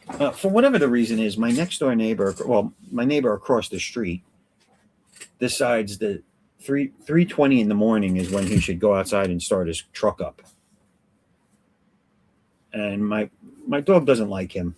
He doesn't like anybody really. So I guess he was sleeping near the window, and when he heard the truck start up, he started barking at him.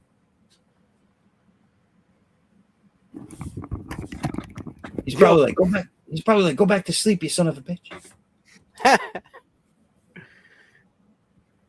Wake me up for. Wake me up before you go, girl.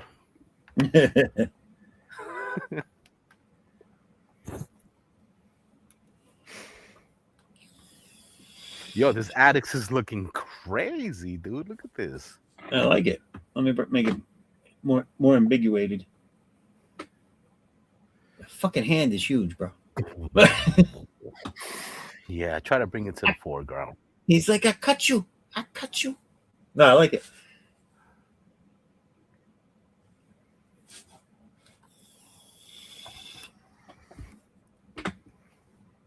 I like the motion in it and the chain breaking. That's freaking cool.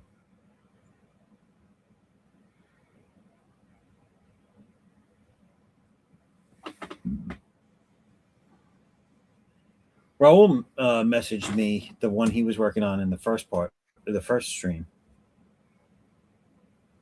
Came out cool. Oh, he added more? Not much. He sent it pretty much, maybe like 5 minutes after he bounced out. So it wasn't that much more. But it's cool. Listen, I think I know he's trying to do a drawing a stream. So he's going fast. But I think if he spent some time slowly learning anatomy more, that it would translate well into that quick sketchy form a little better. Yeah, I also think that if he's gonna freestyle like that, might as well just blue line it and then ink it over, so you can focus more on the portions. Well, I was trying to say, like, in some instances, when I'm drawing, when I'm not drawing something from my book or whatever, and I'm going on stream, and I'm just going to be drawing a random picture or pin up or whatever, I'll try and get the blue lines done before I go on. Now, I don't always manage to successfully do that, but I feel it's better because then I can start the stream with going into my pencils, and I don't have to rush anything because I'm already half the battle's done. As opposed to when I'm starting from scratch. When I'm starting from scratch on stream, most of the stream is just blue line, and you don't really get to see anything, you know? Mm-hmm. Any finished stuff.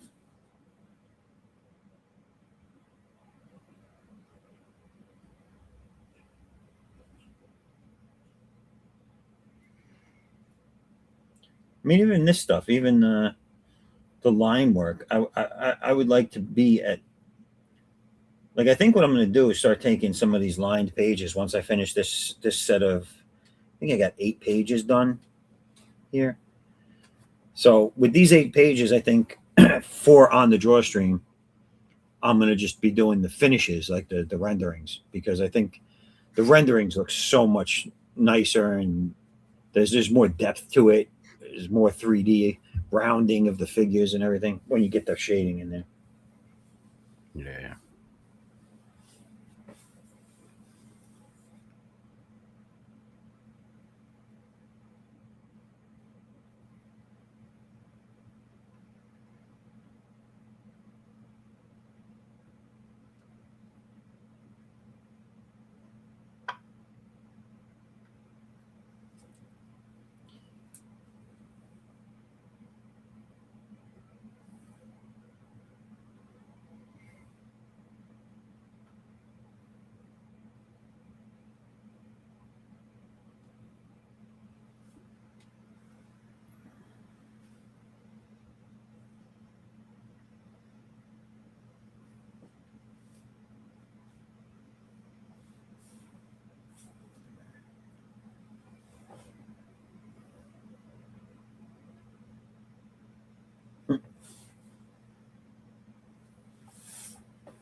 love this.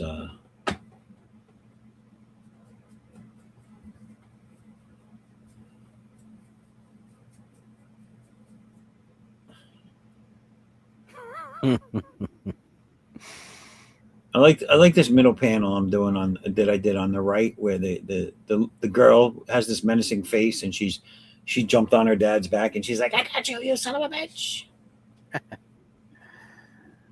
Yeah, that's always a fun thing. Mom's in the background, like, "Yeah, kick that ass." What was that? The Superman and the Batman kids, stuff like that. They had a comic with it. That was freaking cool. I like that. Oh, yeah, I forget what it was called, but yeah, it was the young Superboy, and which is his real son, I think, to Lois, Yeah. and then Batman's son. I Yeah, forget what that's it was so called. cool, right? Right? It's like you know that's not possible. They're against each other, but they're not. Yeah, Yeah, it's funny.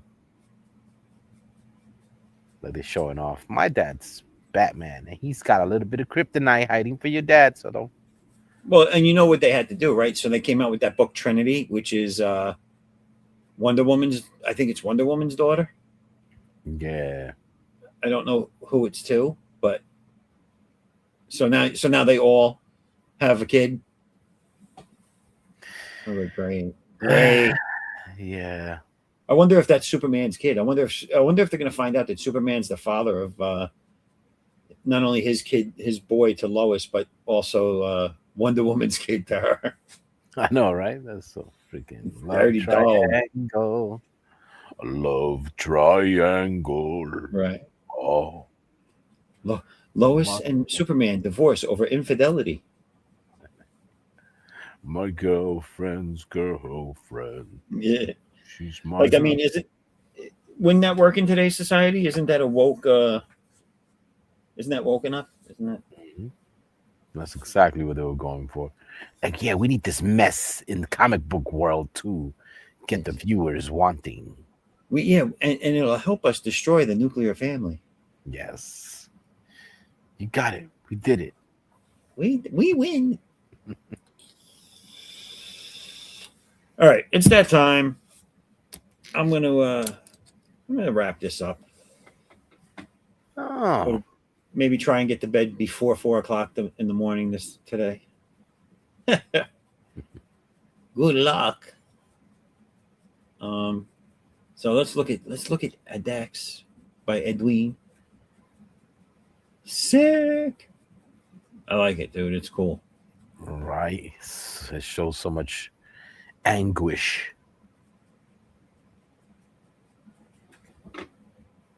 It's cool. It looks like he's breaking out of chains, but his mind is somewhere else. He's like, Yes. Like, I wonder. don't bother me. It's Taco Tuesday. I wonder if Pasquale's is open. Maybe that's what it is. You get a butterball from what is it? From Christie's. I'm gonna go get a butterball from Christie's. What was that restaurant or the fast food restaurant? Papa John's, where the brother from Everybody Loves Raymond is in it in those commercials. Do you know the ones I'm talking about? Yeah. The very first one they ever did was he thought El Blodos. El Blodos. Yeah. He thought, what's his name? What was the not David Blaine? What was that magician, the famous magician from when we were kids? David Copperfield. Yeah. And he goes, it must be magic. I know you're in there, David Copperfields.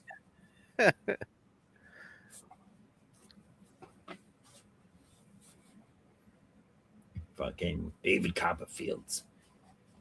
All right, so Edwin, what do we want to tell these people that are out here watching and watching?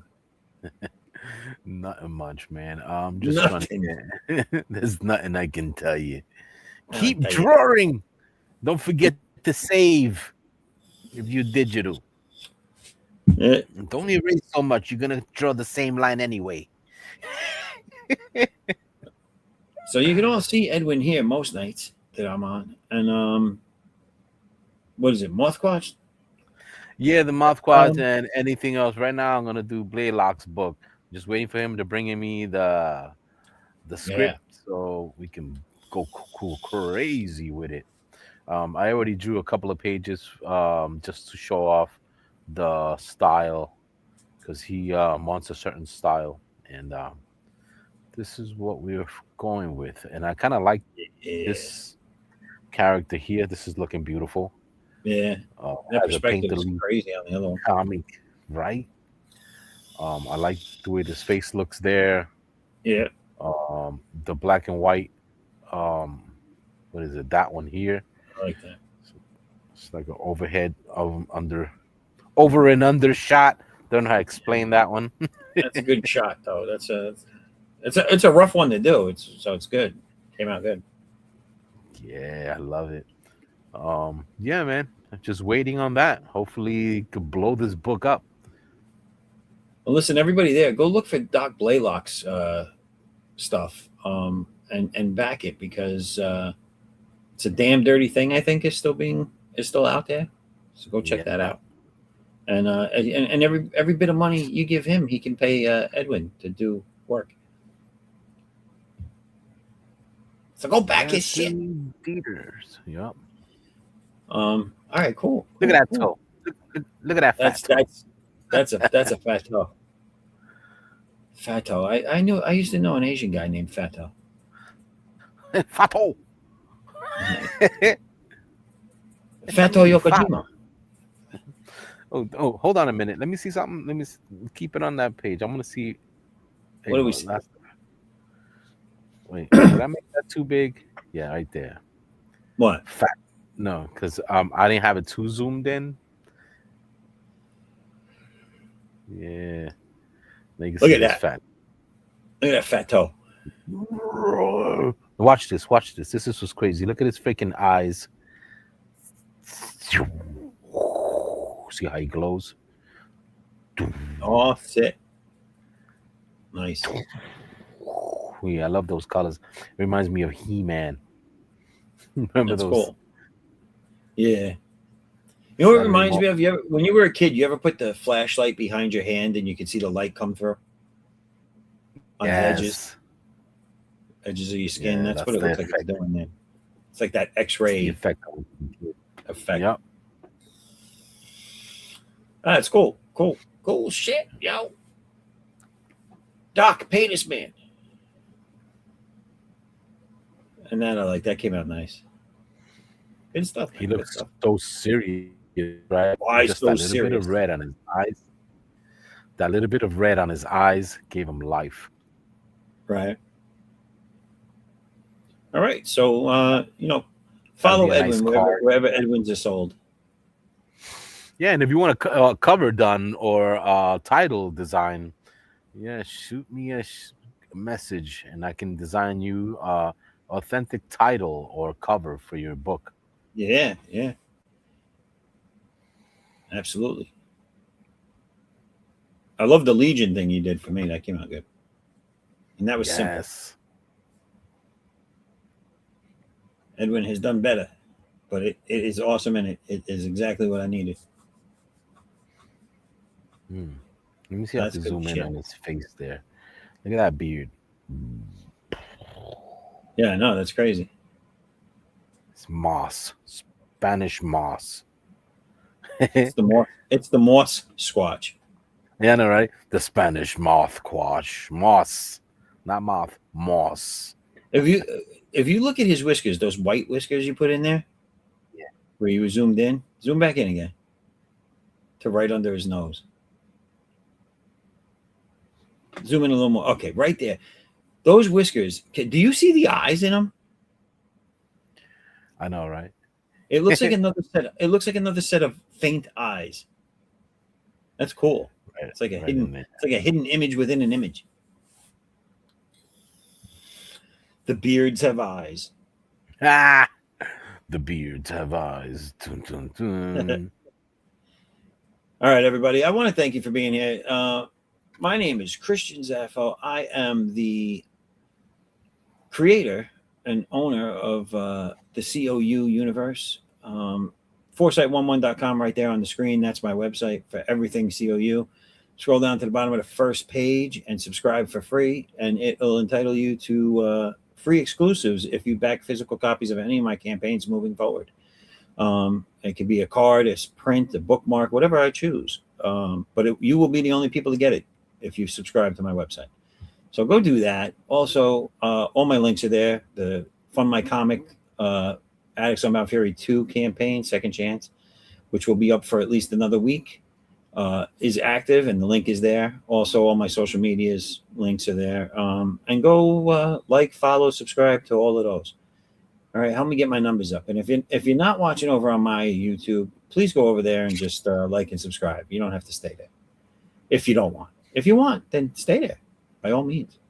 But I want to thank you all for being here and watching and being in the chat. I want to thank the chat that was here for joining in, and all my guests. Edwin, thank you as always for joining me. And well, as always, you're always welcome back on the next show. So the next show that I'll be doing will be Thursday. It'll be the first 2.0 version of the Thursday show, which is the Meds live draw stream, where we will be spinning once again the wheels of dread. Yes. To choose what character we'll be drawing and what they'll be doing. So stay tuned for that. Check it out. That's 4:30 p.m. Eastern Standard Time on Thursdays. So using the same wheel, or you got a whole new prompts on it? Between now and then, I'm going to try and get a better wheel, but I'm hoping for a better wheel. But if not, then I'll have to use the same wheel. I'm going to redo all the stuff on them, though. All yeah, right. so it's, all the stuff should be different, unless there's something on there I like and we didn't do yet. But yeah, so stay tuned for that. That'll be this Thursday. And with that being said, peace out, everybody. And I'm gonna play an ad first. That's what I'm gonna do. I'm gonna play an ad first before I sign out of this business. Actually, I'm not gonna do that. I'm just gonna sign out of this business. But I am gonna play my I am going to play my promo ad that I started the show off with. I'm going to end the show with it. And that's that, folks. All right. Later, everybody.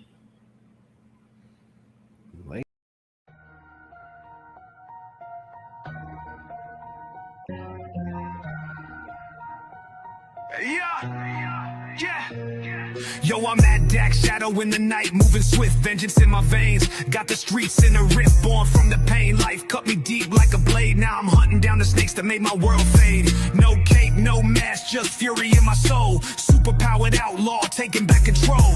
They burn my past, left scars on my heart. Now I'm ripping through the dark, tear their world apart. Unbound, I'm bringing the storm. Fury in my blood, from the ashes I'm born.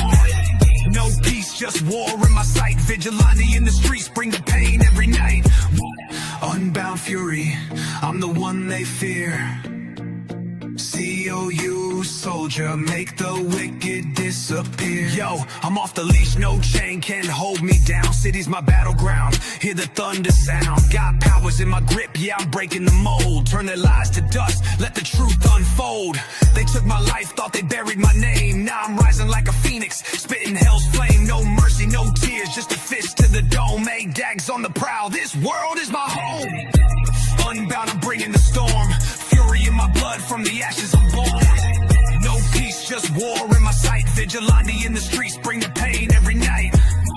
Unbound fury, I'm the one they fear. C.O.U. soldier, make the wicked disappear. I'm the growl in the dark, the shadow they dread. Got the ghosts of my past screaming in my head. Every step, every strike, yeah, I'm setting it right. Hey, dogs, don't sleep, I'm the spark in the fight. No rules, no cage.